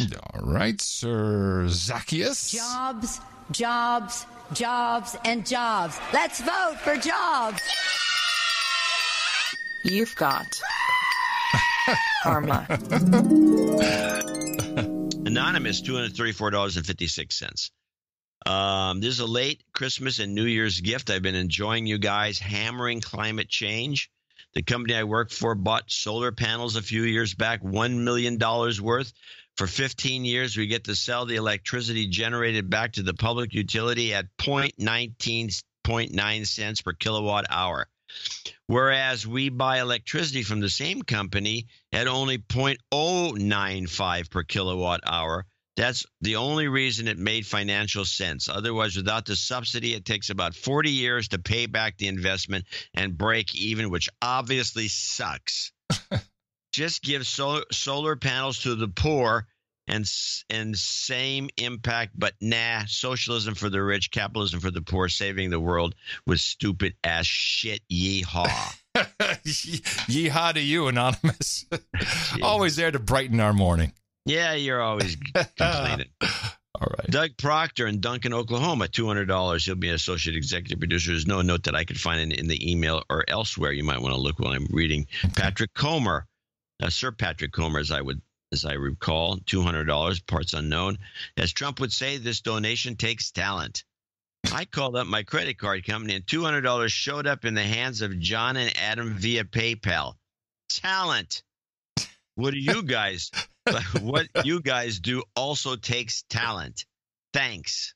Well, yes. I'll take some of that. Yes, thank you. Talent. It is. Hey, you know what? I'm going to be in the Computer Museum of History. Computer History Museum. That's what it is. In Silicon Valley? Yes. Why? Oh, thank you very much. How about I was instrumental in changing the broadcast landscape? You going to give a lecture? No. I'm enshrined. They had an hour and a half interview with me, and it's going into the archives. And as and a bust? That's what. Yes, I want a plaque and a bust.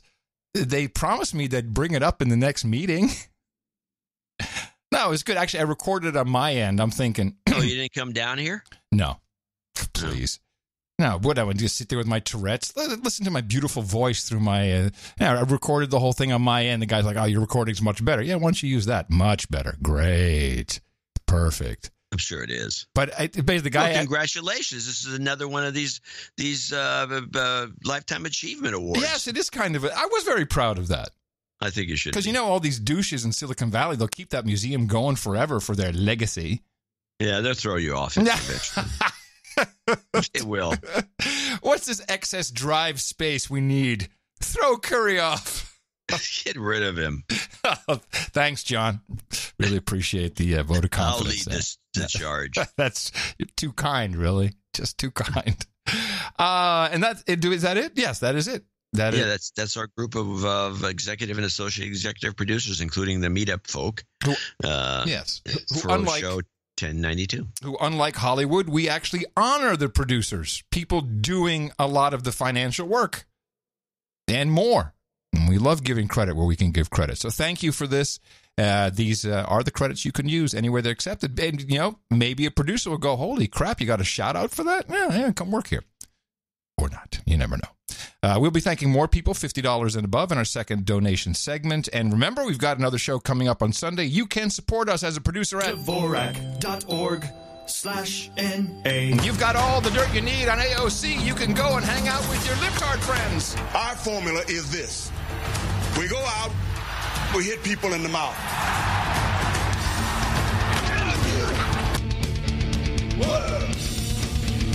Order.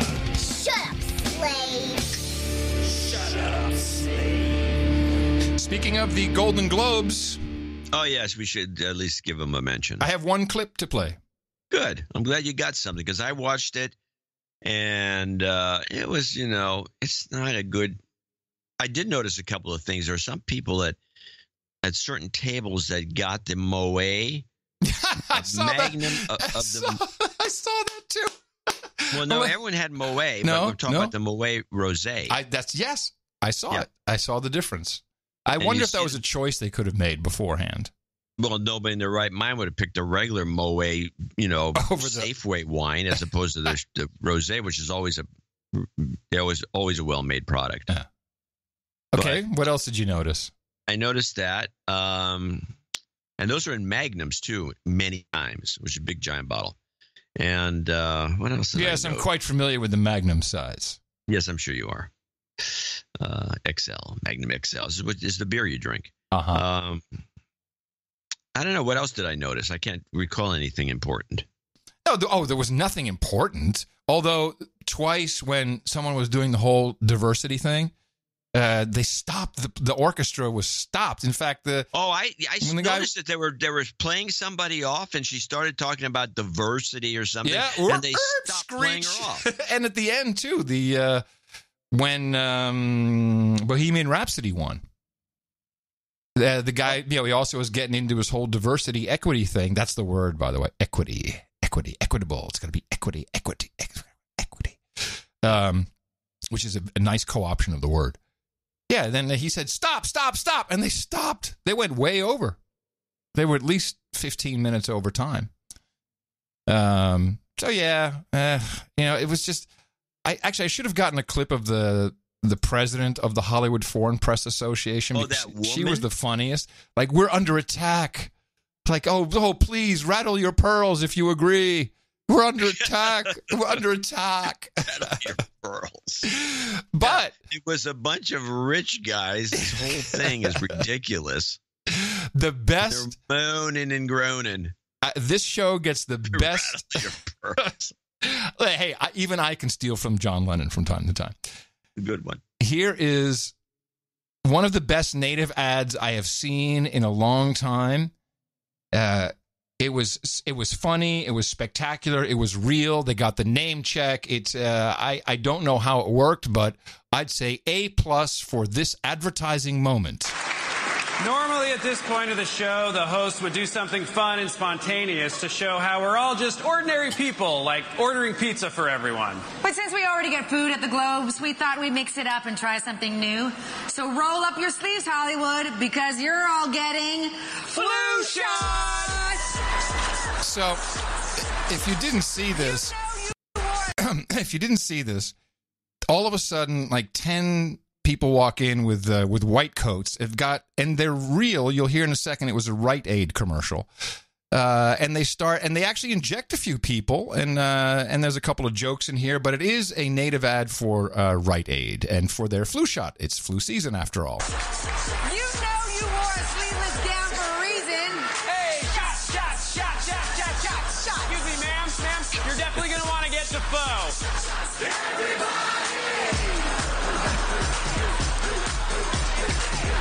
These nurses are all licensed professionals straight from the Rite Aid in Echo Park. And look, if you're an anti-vaxxer, just put a napkin over your head and we'll skip you. So, well done. Yeah. Well done. The whole idea. And it had to cost a few mil. And you saw, and you saw like Willem Dafoe, like, no, go away from me. And and of course some slaves like, oh yeah, stick it in my arm. Can you imagine? I would be freaked out if someone came near me. It's very easy. You say, hey, no, I already had the shot. I'm good. Yeah. I already had the shot. I'm good. Yeah. So that was. I thought I liked the host. I thought it was cute. They did their anti kind of meta opening. We're gonna rip on everybody, but we're not. Yeah, it was cute. The ratings were always cute. Yeah, ratings were kind of flat. Of course. Maybe down a little bit. Who cares? No one cares.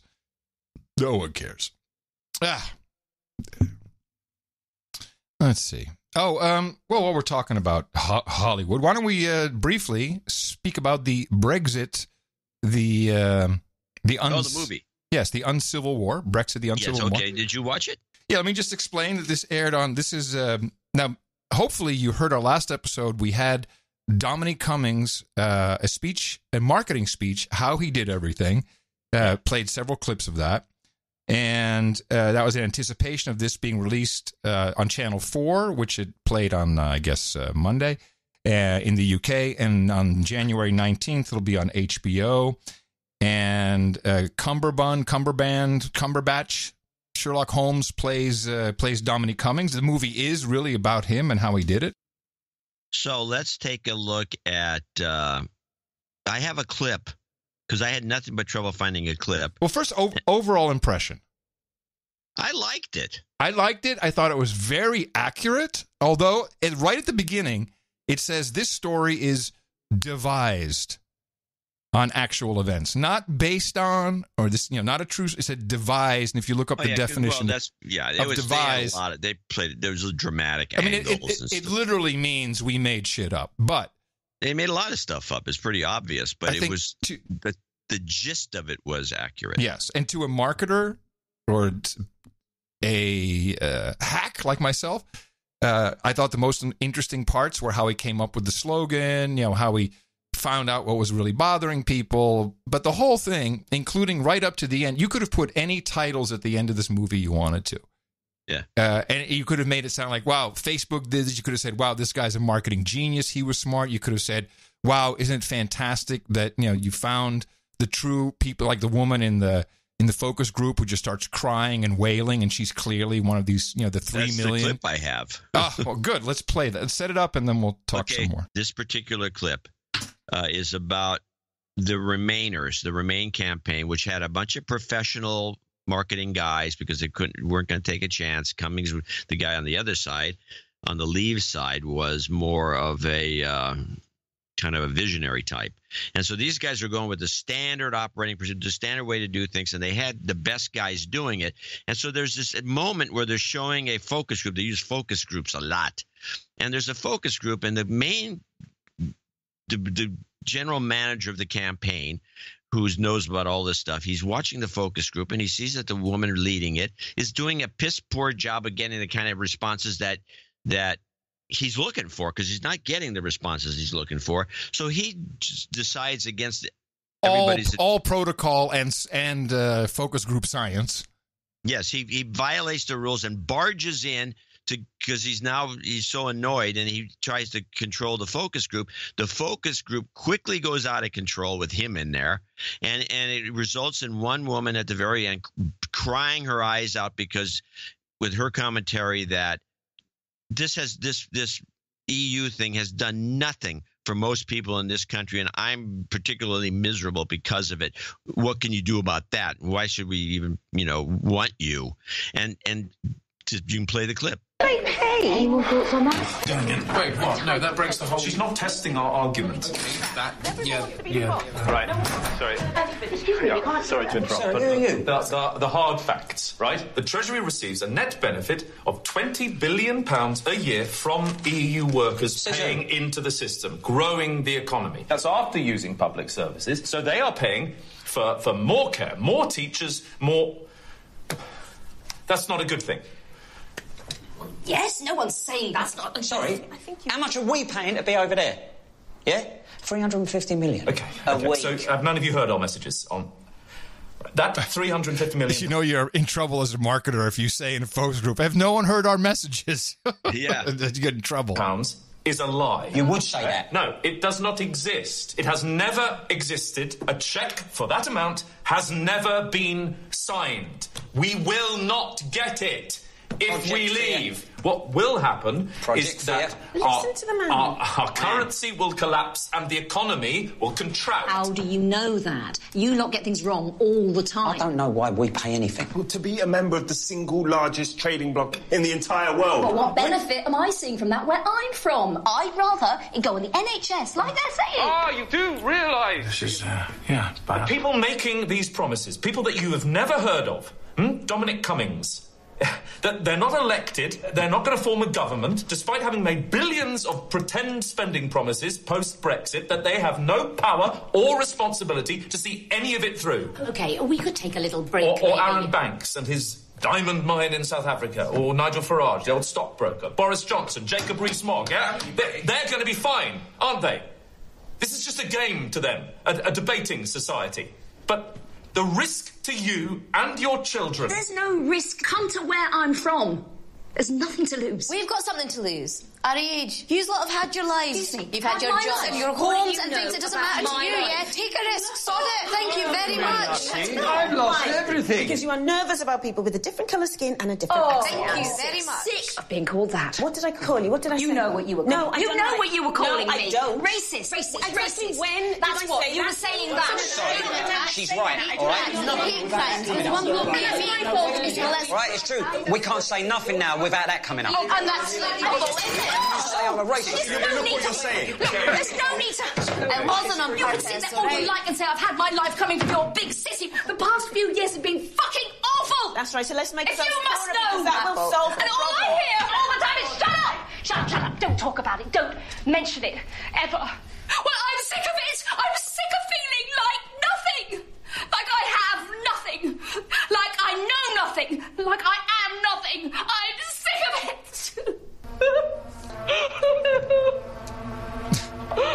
I hope that was valuable for people who have no visuals. I think it worked.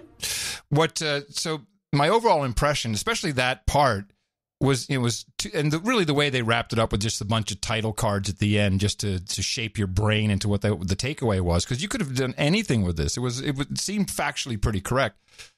The impression was kind of given that these 3 million magical people they found who had never voted, and this went through machine learning and all kinds of magic voodoo from Facebook. It sounds just like regular marketing principles to me. That they are the only ones, and that they made it happen, and that's the only group that has to be addressed. Where really it was just the group that they found out and addressed that pushed them over the 50% mark. But they kind of made it feel like, well, oh, sure, there's people who are unhappy and sad and doesn't work for them. And then at the very end, it's all like, well, this happened, but there was probably campaign violation, laws were violated. And don't forget, this was Steve Bannon, Robert Mercer, Trump. Well, there was definitely a connection with the Trump, the use of the colors red, which was their color. Mm-hmm. But they just said it at the end. Trump. That was the last word on the screen. Trump. Yeah, Trump. Sad. That kind of ruined it. But I thought the overall movie was really good, except for all that crap at the end. Now, they had that guy interviewed on one of the morning shows in England, and I listened to him. He's a very interesting director, and I guess he wrote it too. But if it shows up, I think it's worth watching. It's got a lot of good. It's just a good drama, and Cumberbatch is great. They even have him bald, which I thought was funny. Yeah, and that was good. It was very enjoyable piece. And the funny and Cumberbatch is a very staunch Remainer, and so he played this guy, and he did it well. He's as a pro. He's just a really good actor. Now there are some things going on over there about Brexit because the Parliament's gone berserk because they can't pass anything. I have a background clip on Parliament and the Bloc. Okay, and then I have a Theresa May on a talk show commenting about what she thinks is going on. Okay, so this is the backgrounder. UK lawmakers once again flexing their muscle as they seek to assert control over Brexit. By 303 to 296, MPs on Tuesday approved an amendment to the finance bill to prohibit government spending on no-deal Brexit preparations without parliamentary authorization. The ayes have it. Unlock! It's yet another setback for Theresa May. 20 MPs from her own Conservative Party broke ranks to vote with the opposition as parliamentarians try to head off the prospect of Britain crashing out of the EU with no deal in place, which many fear would bring disastrous consequences for the UK economy. May's government says the latest development is a mere inconvenience and that a no-deal Brexit remains a possibility. We've been working on the basis that no deal was a potential outcome from the very beginning. Our main aim is continuity of trade. As a Last month, May abruptly canceled a scheduled vote on her existing deal with Brussels in the face of its certain defeat in Parliament. We will therefore defer the vote scheduled for tomorrow. She pledged to secure further EU assurances on its most controversial elements, despite statements from Brussels that they were done negotiating. But May has been meeting with EU leaders in recent days and says a new vote on her deal will go ahead on January 15th. Opposition to it, however, remains strong, a troubling sign for the UK and Europe alike. If the idea is to be defeated in order to have better grounds for negotiations, there is an extraordinary risk to this, and I wouldn't do it. Speculation has mounted that if it loses the vote, Downing Street will be forced to seek an extension of Article 50 and delay Brexit. But May's government insists that's not on the table and that the UK will leave the EU on March 29th. All righty. And they say we're nuts. They have, and they had a thing. One of them, after that report, there was another vote for something, or there was an attempt to do an amendment. Then the speaker shot it down, and then there was an edict that when they do have the next vote, they have, and they don't come up with anything or it doesn't pass, they have, and this is the part that's new, they have 3 days. They can't push this off. They have 3 days to come up with a plan B, and they have no plan B.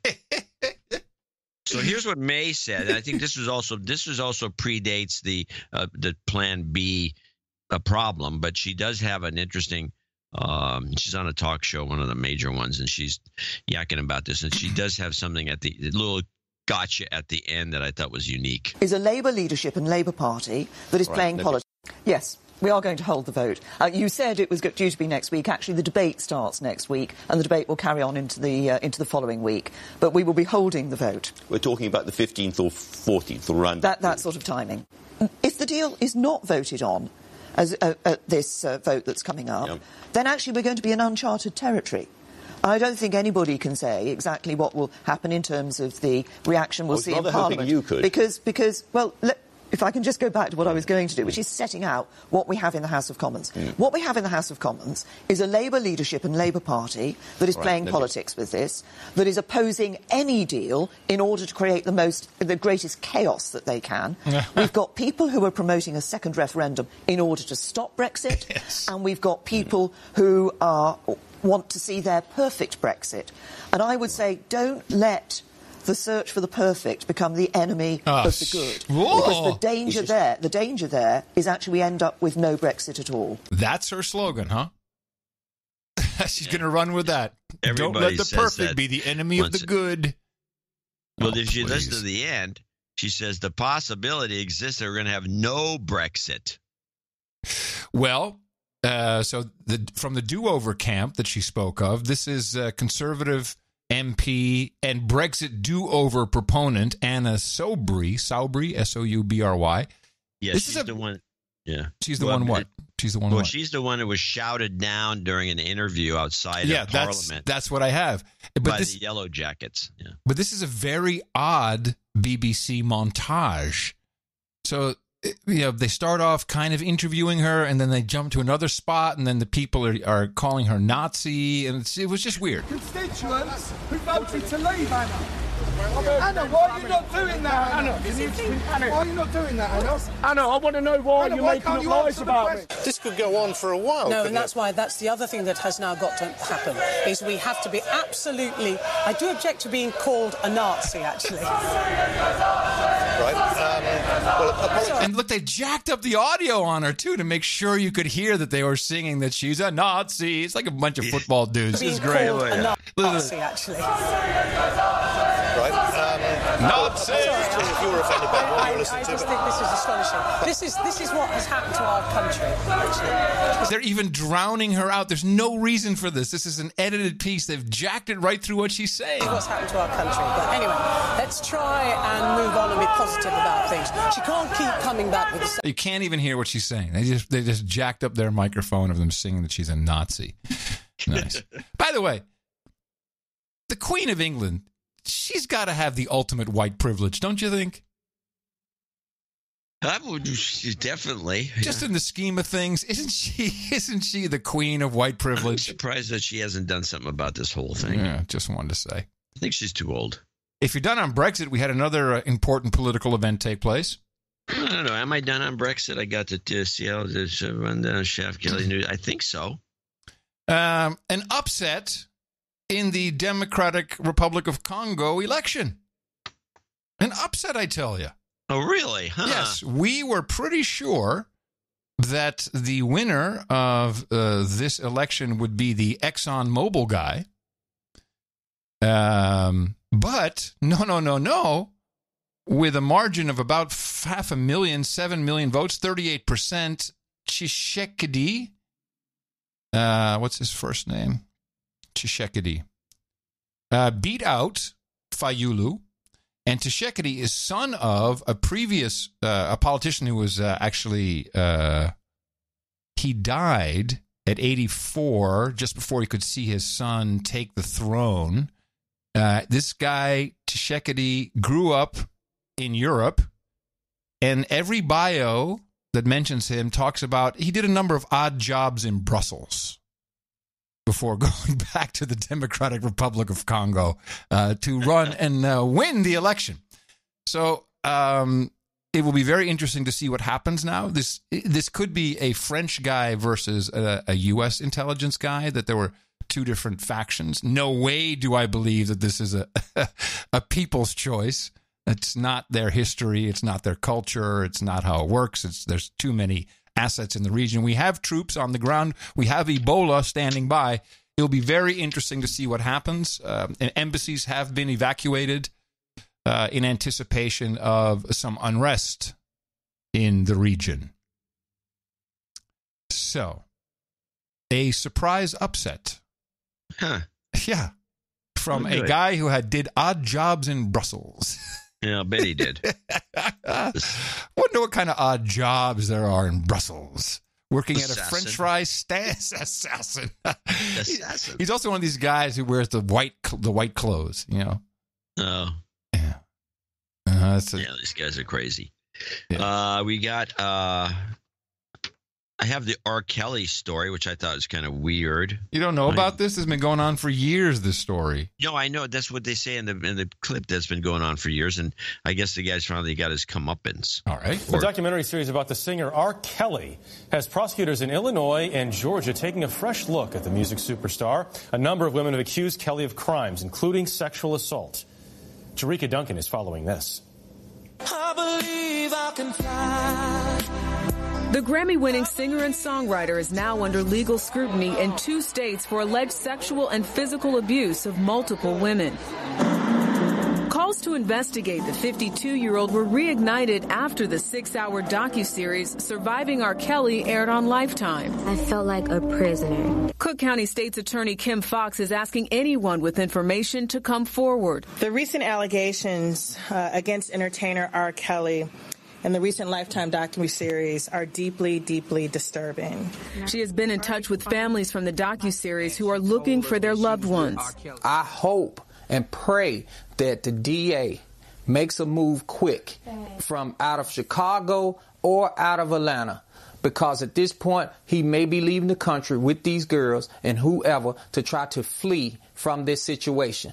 Timothy and Jonjolyn Savage, who were featured in the Lifetime series, say their 23-year-old daughter, Joycelyn Savage, has been brainwashed by R. Kelly, despite several videos she has made. And I'm in a happy place with my life, where she says she's fine. Kelly's award-winning career has been shadowed by sexual misconduct allegations for more than 2 decades. He was acquitted of engaging in sex acts with a 13-year-old back in 2008. I believe by the documentary has opened up a new era, and I believe it's power in numbers, and I believe it will be a conviction this time. Okay. I have looked into this somewhat. I've followed this for a while. This is not a secret in the music business, although I've never encountered it myself with R. Kelly or anyone else for that matter. But this is a well-known situation. But there's an issue because R. Kelly knows too much. And that's why the pussies in Hollywood are staying home. That's the only reason. There's a lot going on in Hollywood in today's media landscape where everyone is really the journalist. We're collective journalists. This stuff is just out there, but they're afraid to go in. The cops, I think, also are very worried about their culpability because there's stuff going on that is stuff. Yeah. Well, let me give you another example in Hollywood. Black lives matter here. A grief-stricken community erupting outside of a prominent Democratic donor's West Hollywood apartment. Don't go in there. You don't die. For the second time in less than 2 years, authorities say a young black man was found dead inside Ed Buck's home. In 2017, 26-year-old Jamel Moore was found dead, and LA County deputies ruled it an overdose. Then Monday morning, authorities say another man was found unresponsive. I've gotten reports today that the person who died today was in his 50s. I don't care if he was in his 20s, 30s, 40s, 60s, 70s, 80s, 90s, or older. He was a black man, and he died of an overdose in Ed Buck's house. The political donor has never been arrested or charged for either death, though both cases are now under investigation. Buck's attorney says he was just trying to help drug addicts down on their luck. This is not a situation where Mr. Buck has caused the death. This is a situation where Mr. Buck has had longtime friends who unfortunately do not handle their life well. Protest organizer Jasmine Canick paints a different picture. She claims he targets vulnerable young black men and lures them to his apartment with the promise of drugs, sex, and money. Activists turning their anger toward Buck's neighbors, saying they're complicit in the deaths. Now, listen to the neighbors. This is very interesting. All of them white, by the way. We're going to be out here every night. Every night. You should not want him living here. I think it's great. I think that they should be out here, and I think that they should be fighting for the rights of the both boys that died, of both men that have died. Notice his flub? In the beginning, we heard, he might be 50. It wasn't really a boy. Listen, this is a boy. It was a young boy. That's obvious. And this guy even says, these boys, I mean men. Listen. I think it's great. I think that they should be out here, and I think that they should be fighting for the rights of the both boys that died, of both men that have died. I understand, wondering, you're his neighbor, where was your role? And the reality is that we're neighbors. We're not going to call the police on any black man who walks into our building. That's quite racist on its own, and that would never occur to me. My question is, what role does the police department play in this? Yes, what role does the police play in this? It's taken a while to develop. Now,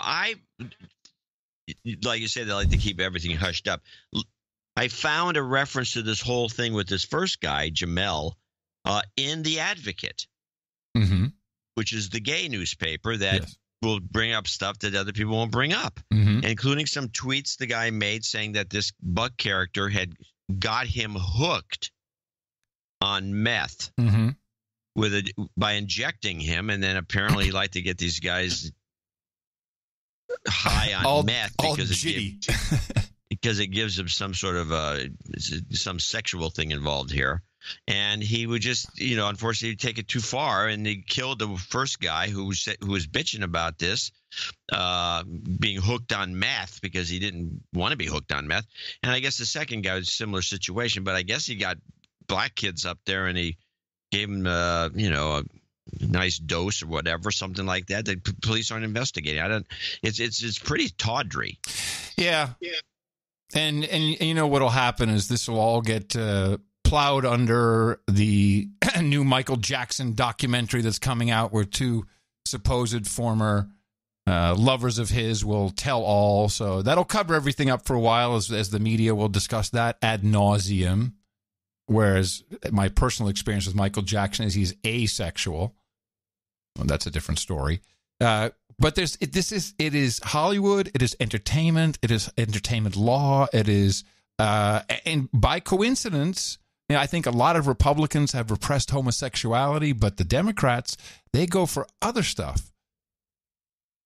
And, not condemning anything, but when people get hurt, it's a problem. Here's Alan Dershowitz. He's also still kind of on the block with this Lolita Express. He showed up on some Fox News segment, and he discussed allegations against him. The ending is of particular interest. So the book is out now, The Case Against the Democratic House Impeaching Trump. We have to ask you before you hit the road, basically about what happened in Florida with convicted pedophile Jeffrey Epstein. I know that you are his attorney. I was his attorney during the time that he was being prosecuted.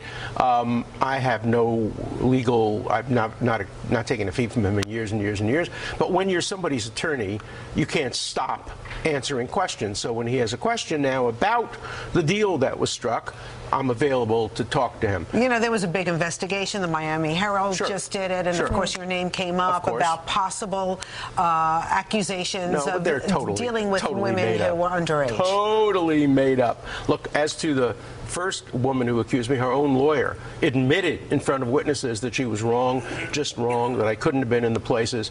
The second woman is a woman who wrote to the New York Post claiming she had videotapes of Hillary Clinton, Bill Clinton, Donald Trump having sex with underage girls. The New York Post said, we don't believe you. They wouldn't even publish her story, but she's one of the people. So, you know, these are all come from the same source, David Boies, the attorney who's furious at me because I filed bar charges, unethical bar charges against him, and he threatened me that unless I withdrew the bar charges, he would find somebody else to accuse me. I don't think anybody believes this. Anybody takes this seriously. It's not like Me Too. Me Too, the men all knew the women.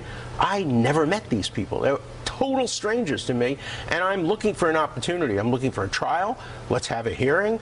There are emails that are secret, but that prove not only that I was framed, but who framed me. It names names. These people are going to go to jail once these emails come out, because this was a total frame-up for financial reasons, and I can prove it and will prove it. Have me back on the show when the emails come out. Boy, will it be so interesting. There'll be prominent people in handcuffs. Wow. Prominent people in handcuffs once these emails come out. So when this starts to happen, and there's more because the Golden Globes, all kinds of controversies, certainly amongst the millennial set, despise Bohemian Rhapsody winning because of the involvement of director who was fired before it was finished, Bryan Singer. Brian with a Y, Singer. You should look that up. You know, other issues, Green Book, of course, is just a white privilege movie.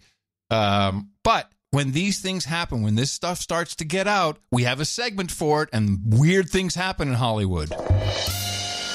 Another tale of the Hollywood Whackers. Oh, yeah! Who will go first? Someone's gotta die. I found it interesting that he mentioned David Boies as the lawyer, because his name has been in the news forever. He's the guy who cross-examined Bill Gates in the antitrust case. It doesn't get much better than all that, does it? No, it's fantastic. It's just beautiful. Truly, truly beautiful. Well, talking about stuff like that, I do have a letter I want to read. Oh, okay. This is from EB. John and Adam, a quick note. Just read the newsletter, and your mention of Wells Fargo brought me back to a year ago when I resigned from that hellhole of an incompetent and corrupt company. Yes, I'm so happy you brought this note to the show. It's a great one. It's a great note. You've read in the news that they are outsourcing 10% of their workforce. Bullshit! 2 years ago, as we technology managers were told we had to come up with a list of jobs that we could be sent to EGS, Enterprise Global Services, in India. It had to be 25% of our department, no exceptions. This is an ongoing exercise, and you can be sure more American jobs will be outsourced in the coming months. These people are as un-American as any foreign company. They exist to rip off the consumer to the greatest extent possible. I recommend my fellow no-agenda producers to avoid this bank like the plague that it is. This is a no-agenda tip. It's a tip.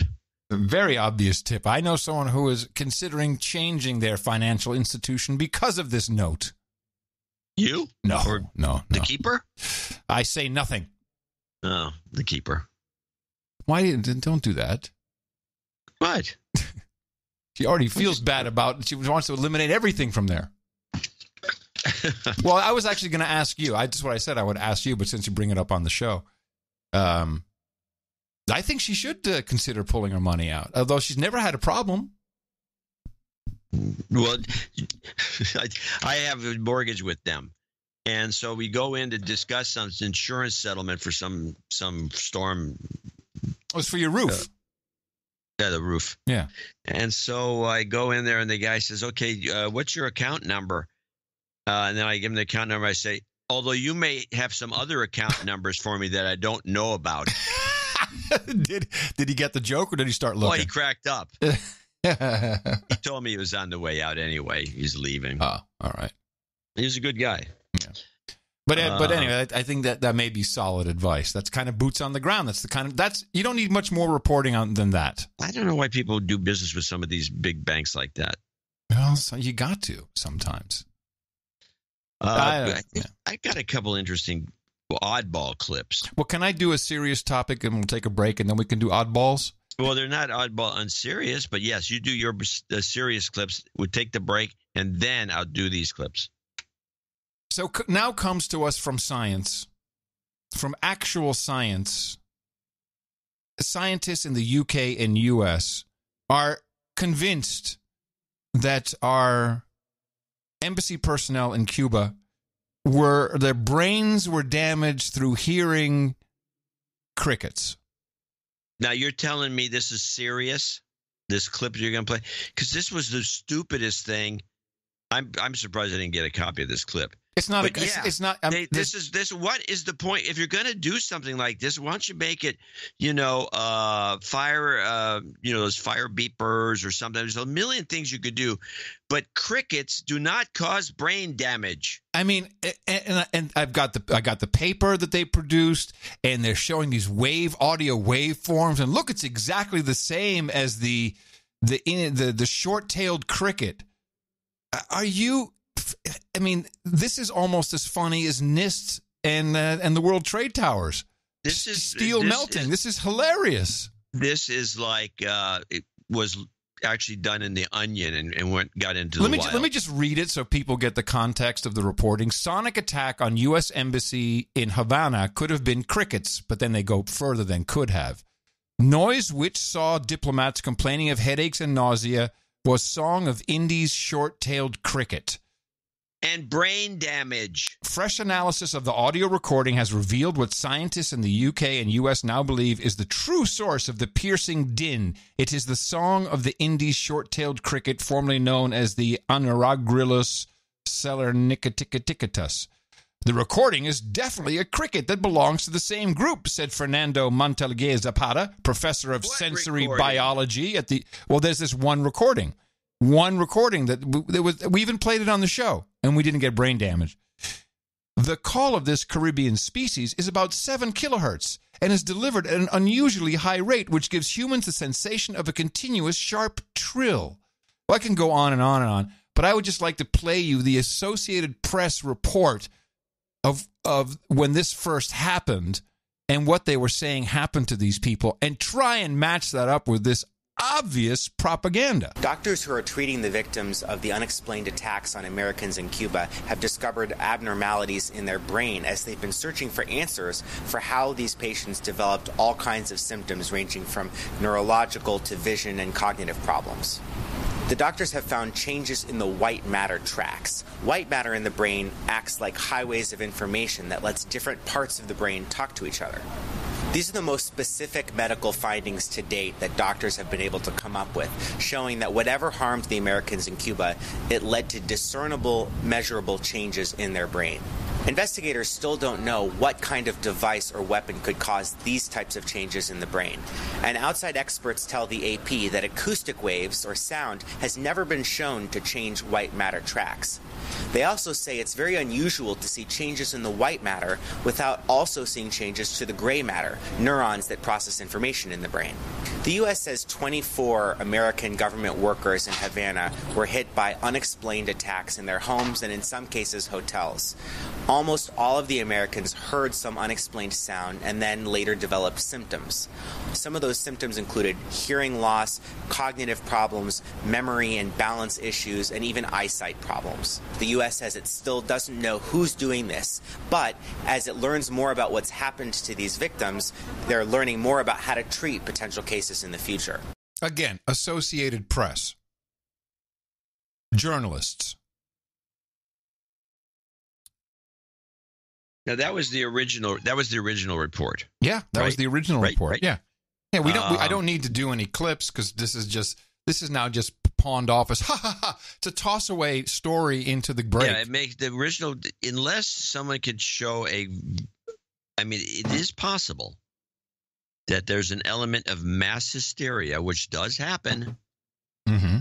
That accounts for this. In other words, so one person got all nutty, maybe Trump derangement syndrome. Similar. But mass hysteria, Trump derangement syndrome is a form of mass hysteria. There's no question about it in my mind. Well, this is like the, what's it called? If someone starts puking on an airplane, everyone can start puking. There's a term for it.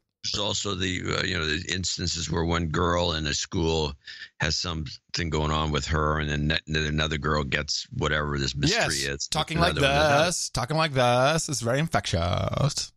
That could be it too. Yes, if you know what I mean.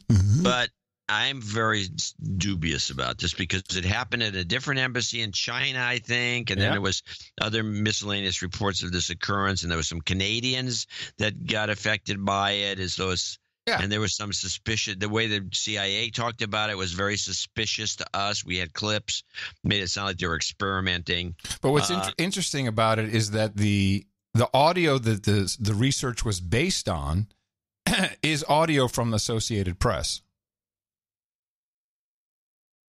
Yeah, they are the ones that published that. They had the recording. Okay. So, I don't know. It's. But we have some counter propaganda coming out here and there, and I think this has been going on for a while. I always see this as, I don't know what the point of it is, but they keep doing it. Medical marijuana and driving. Oh, yes, I'm sure. People in 33 states and Washington, D.C. can legally use medical marijuana to ease their pain and other conditions. But how many are driving while high? A new study in one state found that more than half admit to it. Dr. John LaPook has more on the safety concerns.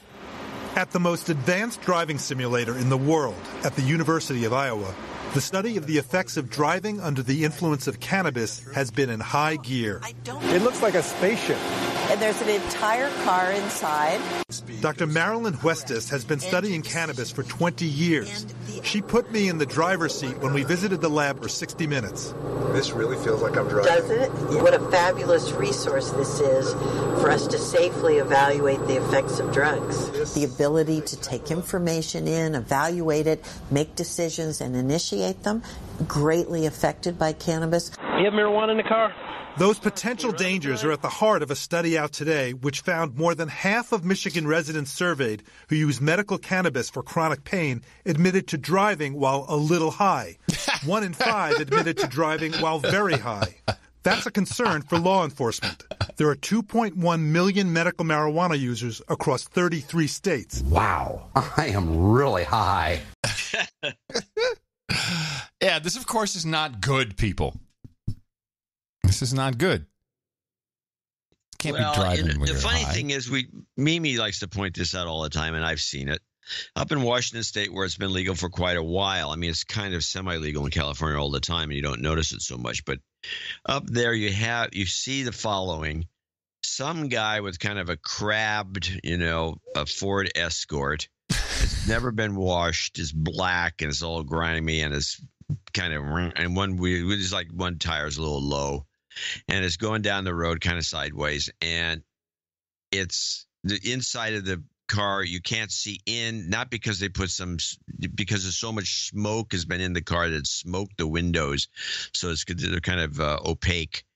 And as this thing bumbles down the road, it's always doing around 15 miles an hour.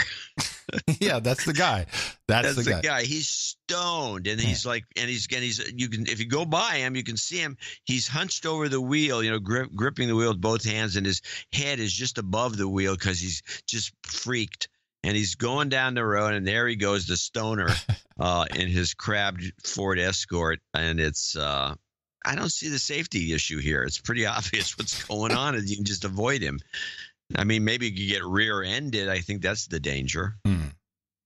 Well, this is just about getting some kind of legislation on the books, make more money. Well, get people are buying illegal weed in California because it's too expensive.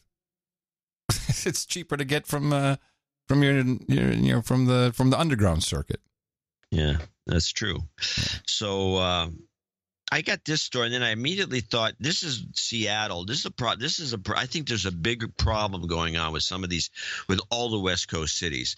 San Francisco is, poop city, and it's poorly managed. There's millions of homeless, and there's encampments all over the place. Oh, wait, I have a poop city quick clip. It appears that a 21-year-old Baltimore man, known by the alias Doo-Doo Butt, was arrested for a road rage-style shooting. Baltimore police say on October 13th they were called to Old Frederick Avenue, where they found a 20-year-old man suffering from gunshot wounds. Ward, a.k.a. Doo-Doo Butt, was wanted for first-degree murder and was arrested in Pennsylvania on a Maryland warrant. No word on how he got that alias. I'm sorry. I picked it up in San Francisco. Yes, another fine no agenda clip of the day. I'll give you that. Oh, really? Oh, shoot! That was my throwaway of the day, but I'll take it. Thank you. Clip of the day. Doo-doo butt, please. What, honey? Did you like the show? Yeah, the doo-doo butt clip was fantastic. Everything else falls by the wayside. Everything else, was just second rate. Now, but Seattle is Portland, which is almost broke. It's all those idiots that Portlandia makes fun of. Seattle's probably worse, and they got the so listen to this clip about the two Seattle council members go to New York City to screw with Amazon. In New York City, two Seattle city councilors warned activists and local leaders about the potential unwanted consequences of the new Amazon headquarters due to be built in Queens, New York. At a Monday organizing event, they said Seattle did not respond fast enough to Amazon's expansion, which left Seattle with a housing crisis as real estate prices soared. The councilors urged New Yorkers to resist an unfettered corporate takeover and demand fair labor conditions. Right. Since Amazon's announcement of its HQ2 plans in November, community organizations and some local leaders have been protesting the move. Last month, workers at a new Amazon fulfillment center in Staten Island announced plans to unionize, citing safety, long hours, and low pay as some of their concerns. And so what's the problem now? And of course, I said when Amazon picked New York that Bezos is clueless about the unions in the New York metropolitan area. He has no idea what he's getting into.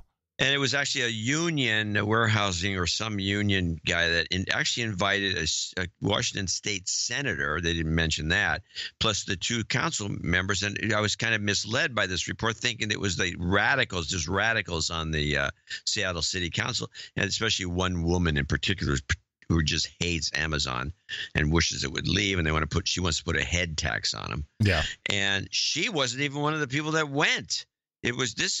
These meddlers that go from place to place like this. There's no reason for the Seattle City Council to have its members talking. But maybe there is if you want to unionize. So this is going to be a huge problem for Bezos. I think he's going to be in for trouble. He's trouble.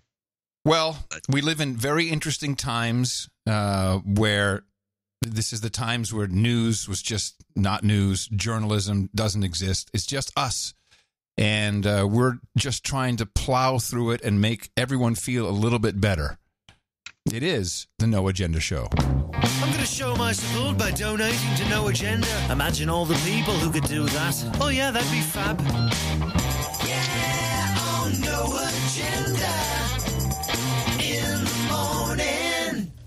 Yeah, we do want to thank a few people. I'll start off again with the some of the people that showed up at the Flash meetup in Berkeley. Ah, good. Including a dude named Mohammed, who donated $60. Mike Bradshaw, 8008 from San Francisco. Mark Meredith, 50.55. He had a nice card. Brian Guard $110. Sir Josh Defabaugh, and he told me he had to pronounce his name, and I can't remember. He says you're pronouncing it wrong. It's Defabaugh. Oh, or you're pronouncing it wrong. It's Defabah. I can't remember which of those two things he said. Good work. He said one of the two. Jim Lesko in Alameda, 5280. And that was for Cordelia Mellor, who needs a de-douching. Okay. You've been de-douched. And I apologize for anybody I left out, but Ryan Headum in Elk Grove, California, donated $100.33. So, and there's probably some others I just had lost track of somehow, some way. Anyway, onward with the regular list of the people that didn't come. We start up with Andrew Young, 12345. Keep the good work.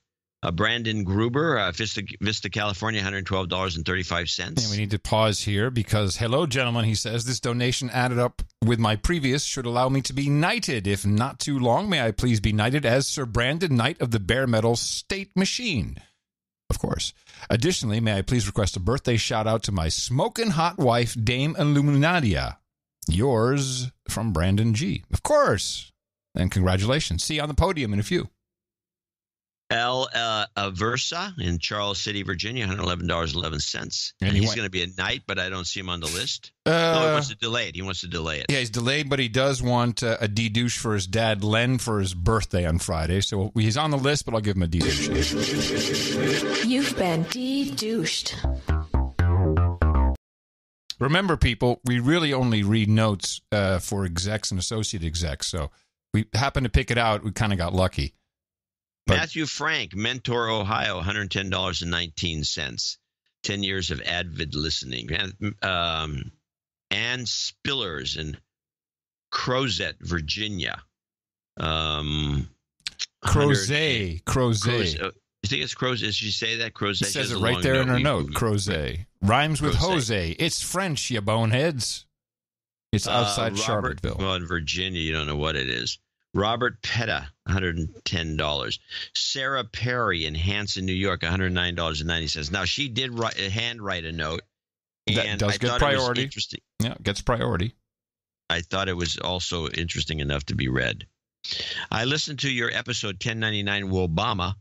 You bring up Abu Jamal. Yesterday, I listened to What's Really Happened, Mike Rivero, Friday, 12/28/18 on the YouTube channel. Abu Jamal is mentioned 2 times. What's up? Someone's agenda to free him? The Abu, that's Mumia, free Mumia. Mm-hmm. There are other somewhat disturbing comments during that 1.5 hours I watched and listened. So-called good Germans, 1.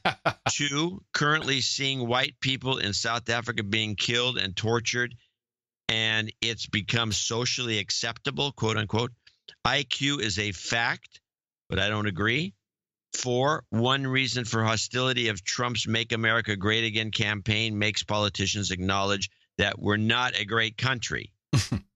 Thanks for analyzing analysis of Democracy Now! I remember seeing Amy with the microphone in a crowd waiting for Building 7 to come down. A note with a kicker. Good. I don't know if I mentioned this on the last show, but somebody at the meetup says one of Amy's executive, actual working producers, listens to our show intently. Really? Yeah, I can get his name. We can.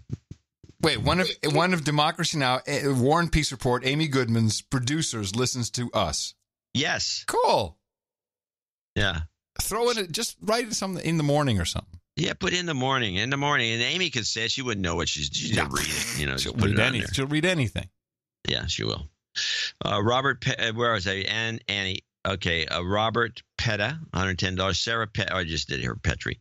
Mark Richter in Bellingham, Washington, $100. Sir, a dude named Ben, 8008, Los Angeles, California. Lynn Fogwell. With the boobs?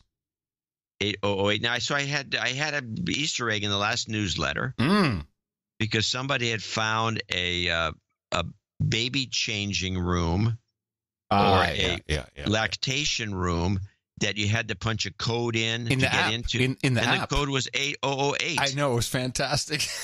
You know that was done on purpose. Of course it was. Someone has humor. But nobody picked up on it. They clicked on it. I got these 2 donations. Lynn Fogwell. We were too busy laughing. Pete the Cook, 777 in St. Paul, Minnesota. Brian Klimzak. Pete needs a de-douching. He's been a boner for a long time. You've been de-douched. You've been de-douched, Pete. Yep. Brian Klimzak, 75. Michael Astfalk. Aus Deutschland. But he's donated before, $69.42. Baron Mark Tanner, our regular, $67.89 from Whittier. Brian Pearson, 6666. Mark Johnson, 63. Peter Chong, 5555. Tara Reese in Urbana, Illinois, 5133. I don't know what you're making with the sorghum. Wait, let me read this. Hold on a second. I know what you're making with the sorghum, but try using less fat. A little gluten-free tip. Didn't help me. Tara, he needs a whole recipe. I need something. I need some methodology, complete methodology for cooking it. Larry Hay in Mooresville, North Carolina, 50. The following people are $50 donors, name and location, starting with Larry Hay. Tony Smith in Fort Worth, Texas. Drew Mochak in El Cerrito, California. Hey, Drew. Anthony Rodriguez in Tucson, Arizona. Robert Dakany in Fairfax, Virginia. We know what goes on there. Joseph Pumphrey in Brandon, Mississippi. Edward Mazurek in Memphis, Tennessee. Jonathan Meyer in Xenia, Ohio. Roy Ten Hava in Pijnacker, Netherlands. Heather Rodriguez in Stockton, California. Jay Wozniak in Chandler, Arizona. Alan D. Peterson, parts unknown. Eric Elan in Murfreesboro, Tennessee, one of the crowd there. Sir Baron Alan Bean in Oakland, California. Sir Jason DeLuzio in Chatsford, Pennsylvania. And finally, last but not least, Kyle Meyer in Atlanta, Georgia, a regular. Yes. I think all these folks are producing show 1090. What is it, 1092? It's 1192. 1102. 1102.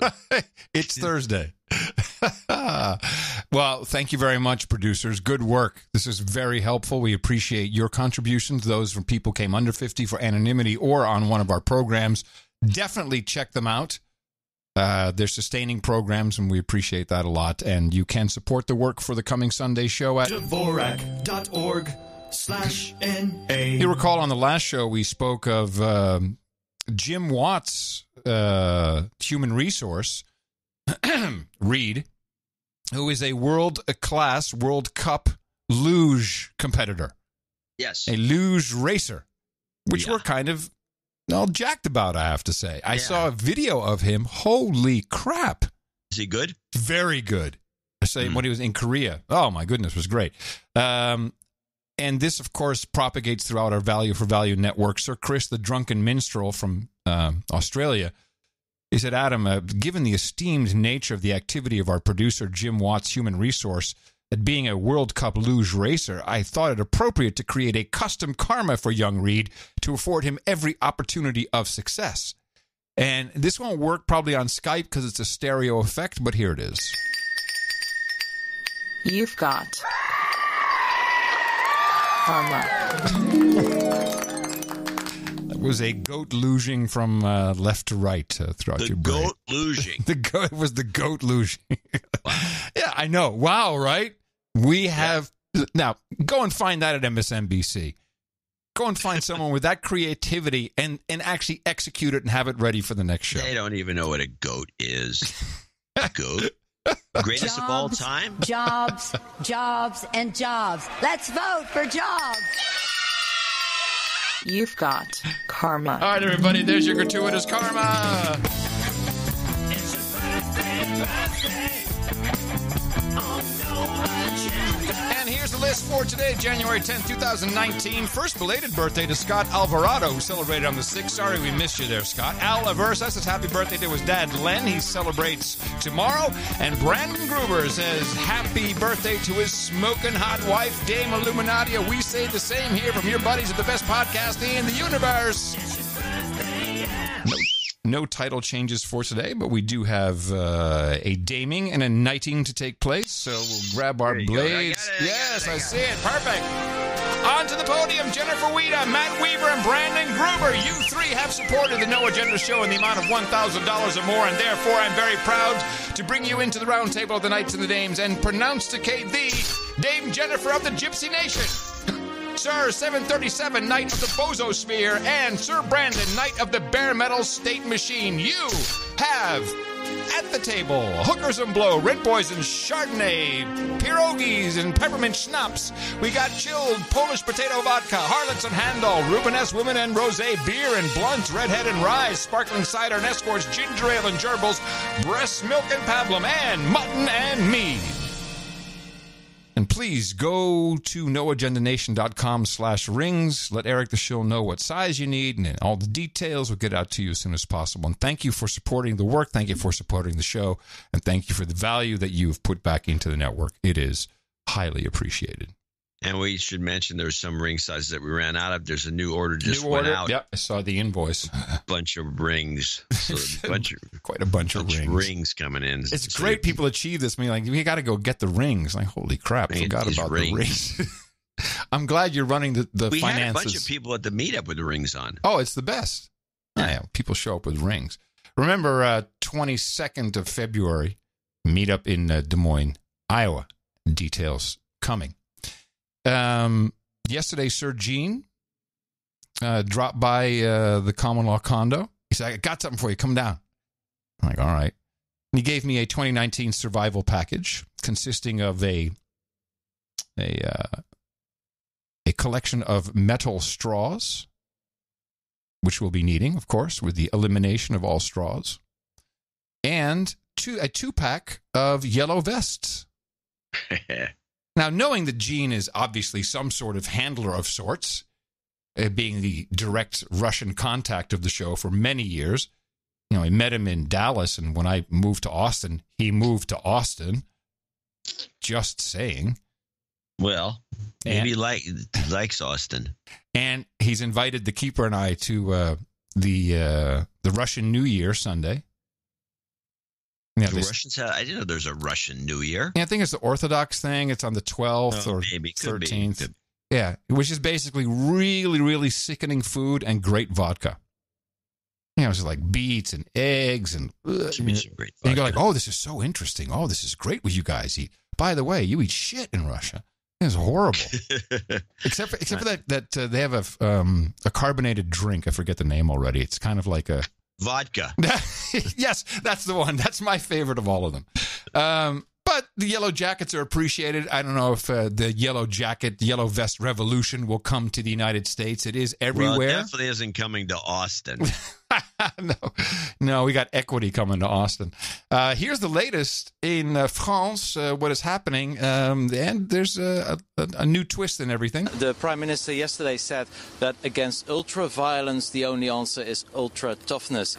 So he announced a couple of measures, one of them being the fact that people who are partaking in unannounced or undeclared demonstrations can be arrested immediately. Another one of his ideas is to introduce some kind of register for people known to use violence during demonstrations. A list. And he used the example of hooliganism.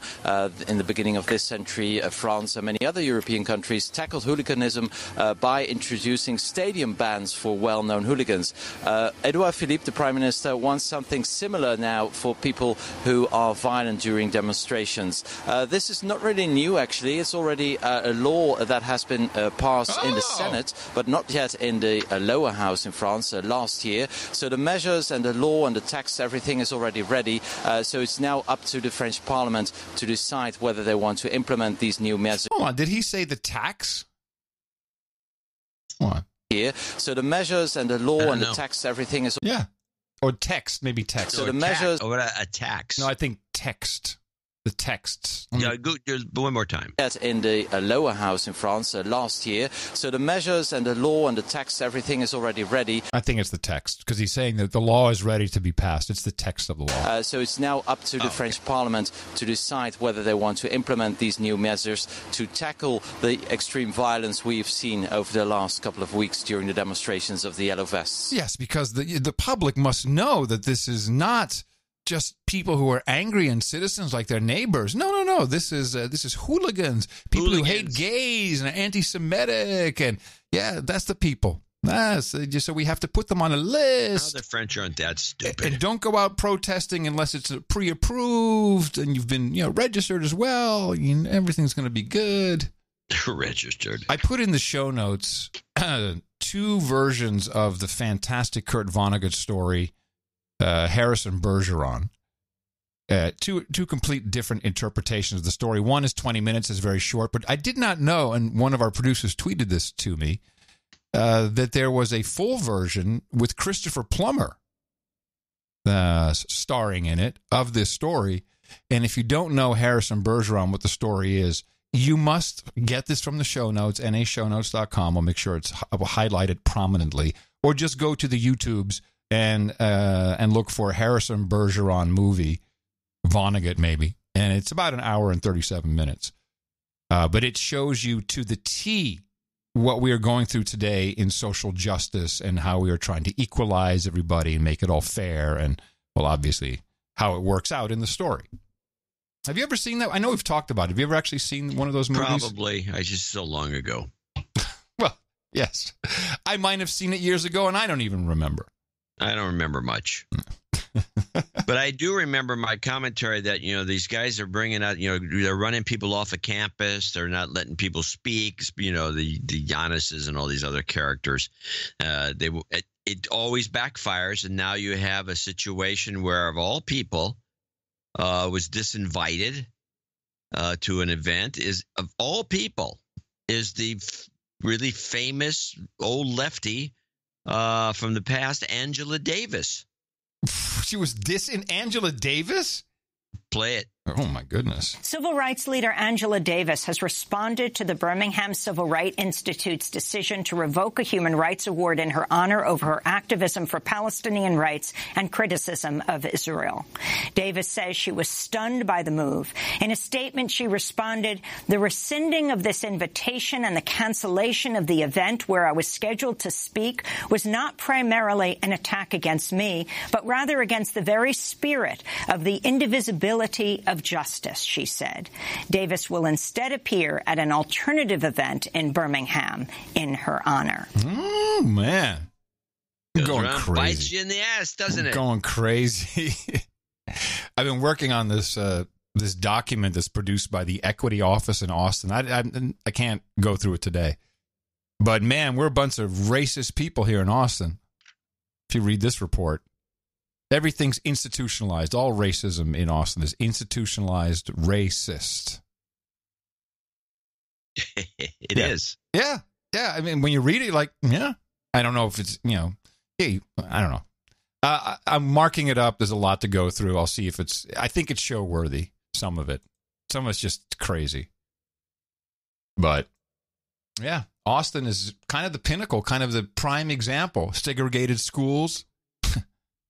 Like all these rich people who have Beto in their yard sign, all their kids are in like 100% white schools. Sure. Yeah, you don't want to mix. I'm glad I don't have kids that are going to school, so at least I can ridicule other people. So here in California, I just have my one last clip, is Gavin Newsom. You wonder why a lot of Latinos are wanting to come to California and fill up the state. They have to vote Democrat, of course, illegally, but that's just the way it works here.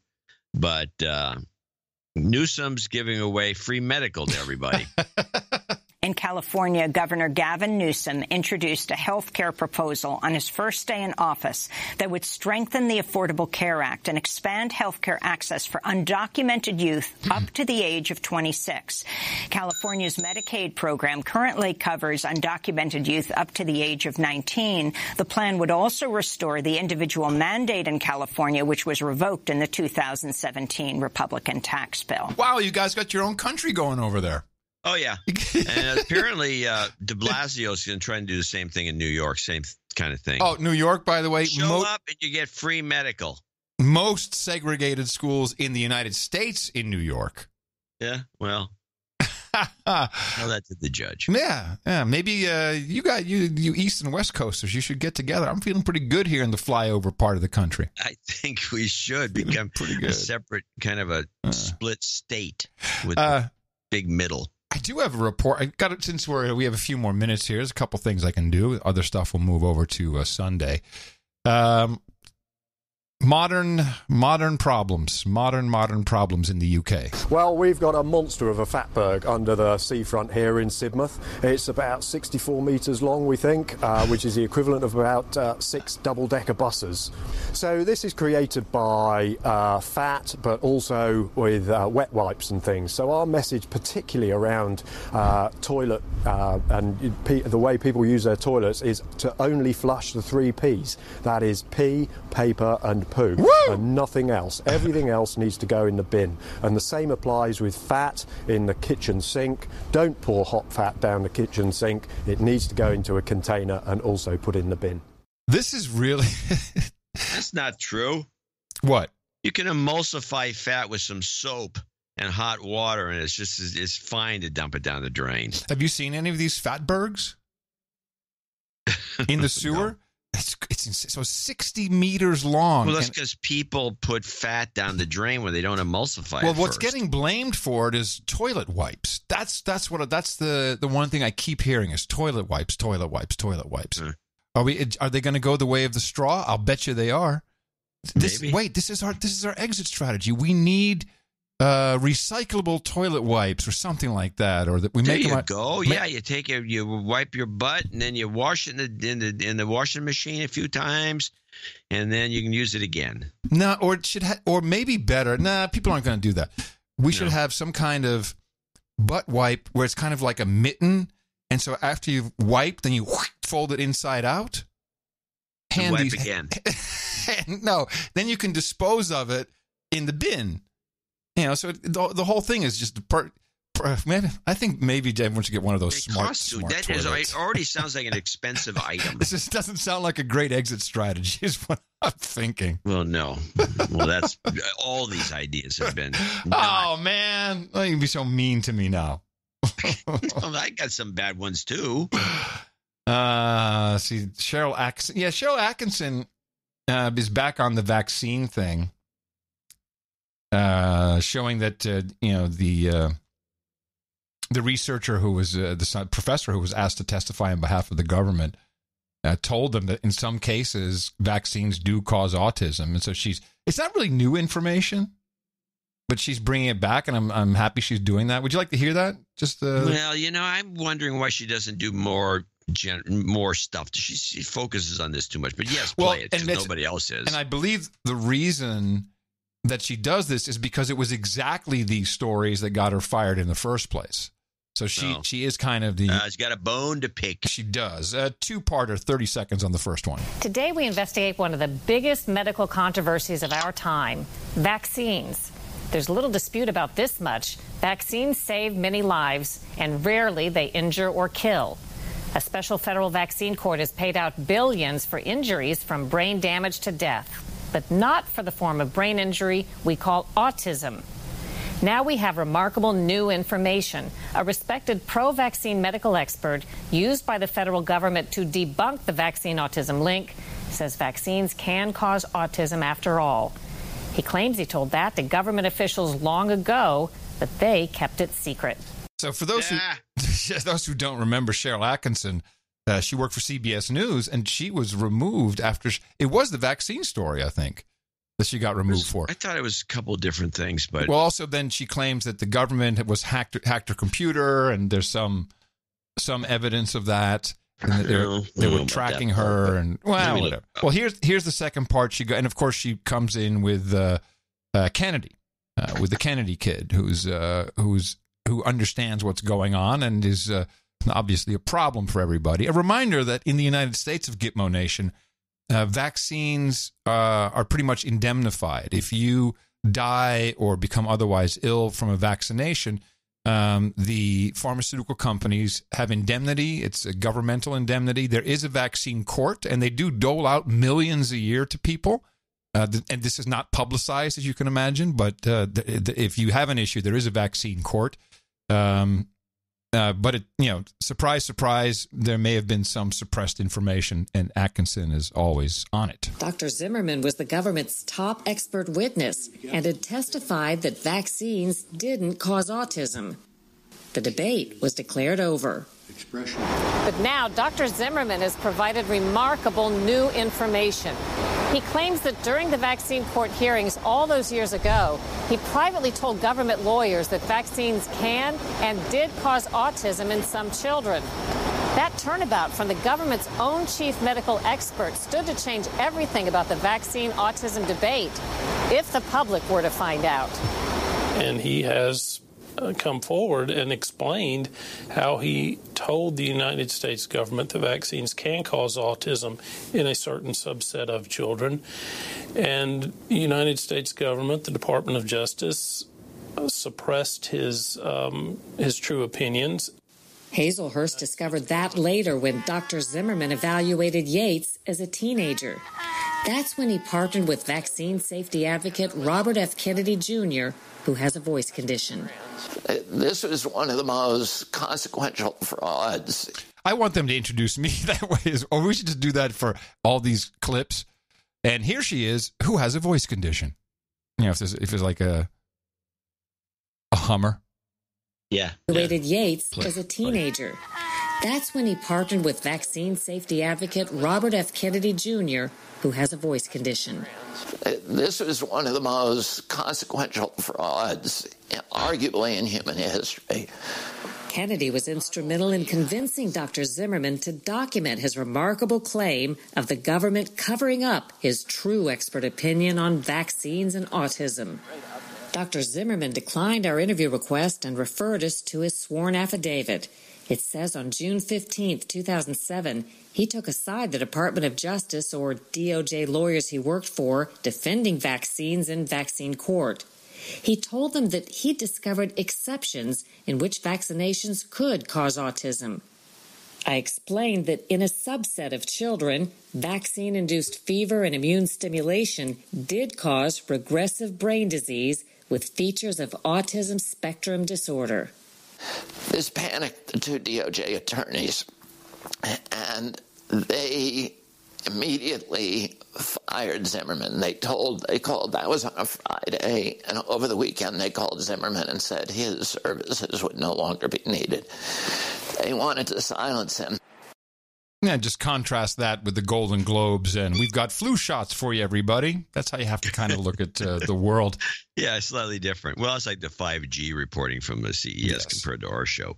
Well, it's also Atkinson was fired over her insistence about the Benghazi coverage. Oh, Benghazi, right. Bitching about being Obama apologist. She didn't realize that CBS was in the bag, and she resigned. So news came out this week, and this is to follow up to that clip. $30 billion spent last year in pharmaceutical marketing. $30 billion. But here's the interesting part. More than half of that, $18 billion, was marketing towards doctors. And a lot of that $18 billion was not ads. It was junkets, speaking engagements, all kinds of money. Yeah. $30 billion of $18 billion. Documented. I mean, if the president could do any favor to the American people, it would be to disallow advertising. We're the only country with what's the other? Is it Australia? There's one other country that allows this sort of thing. Yeah. That should it's not healthy. My God, all I see on television is, fried food, chocolate bars, and then pharmaceutical ads. It's kind of like in succession. Eat this, and you'll see us soon with this shot for this thing. Yeah, the media is way too dependent on this stuff. And I think 75% of all medical students are on some kind of antidepressant. I mean, it's wow. It's built. I don't need to know that. It's built into the system. These guys are going in thinking, this shit's great, man. Sorry I'm late, but come on in. I think it's your turn. Well, you are, oh, yeah, let me look over your record here. Yeah. Oh, yeah. With thanks to Brian Longenecker, Rolfie van Staten Bezuningen, UK PMX, and Tom Starkweather for our end-of-show mixes, we will shut her down for today and return to you on Sunday with another episode of the No Agenda Show. Until that time, coming to you from downtown Austin, Texas, capital of the Drone Star State. It is FEMA Region number 6 if you're looking for me on the governmental or Google Maps, in the 5x9 Cludio in the common law condo. Remember us at Dvorak.org/NA, and we'll see you on Sunday. Adios, mofos. I'm Adam Curry. And from northern Silicon Valley, where I'm telling you, the fog rolled back in, which is the latest I've seen it for a while, reminded of the 60s. I'm John C. Dvorak. Stay tuned for Sunday's show right here on No Agenda and such. Adios, mofos.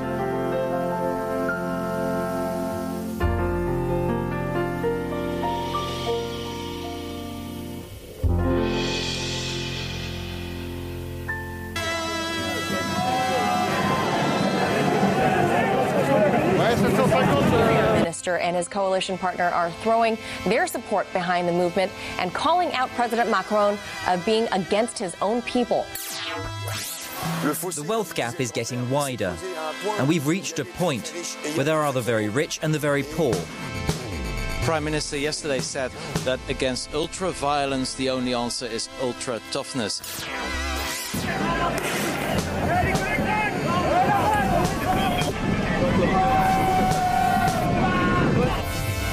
People who are partaking in unannounced or undeclared demonstrations can be arrested immediately. France's tax system is very complicated, with many loopholes and exemptions. It's an opaque system that makes it hard to see who pays what.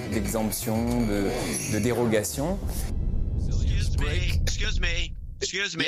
Yes, I need a break. What do you need the rest for? What's the problem? I just need it. I have my inner feelings. I understand myself, and I know when I need a break. And I'm telling myself internally, inside myself, I'm saying to myself, I need a break, and so I need a break.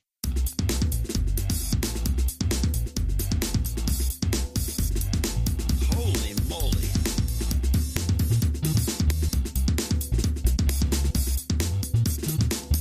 What is that?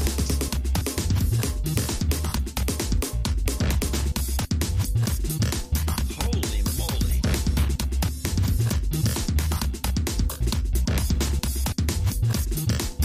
What is that? It's been long and hard. Don't stop me in the middle when you didn't stop him in the middle. It is your president. Don't you dare. And don't talk to me. Don't you dare.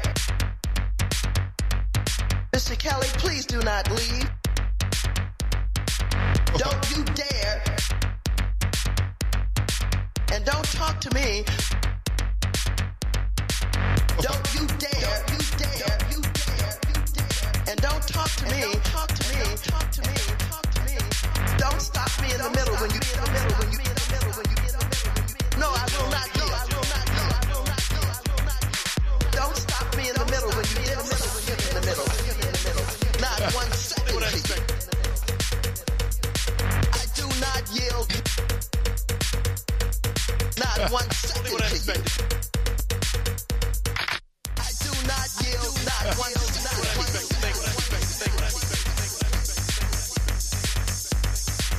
No, I will not yield. Not 1 second. You want a beer?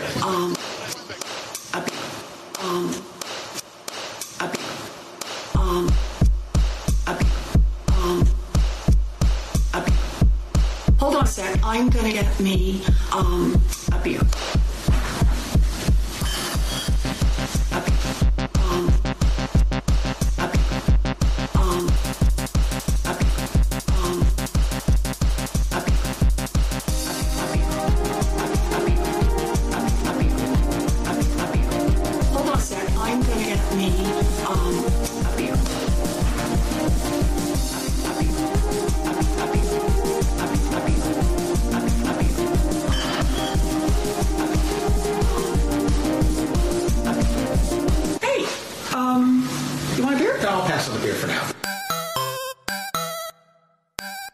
The best podcast in the universe. Adios, mofo. Dvorak.org/NA. Wow, I am really high.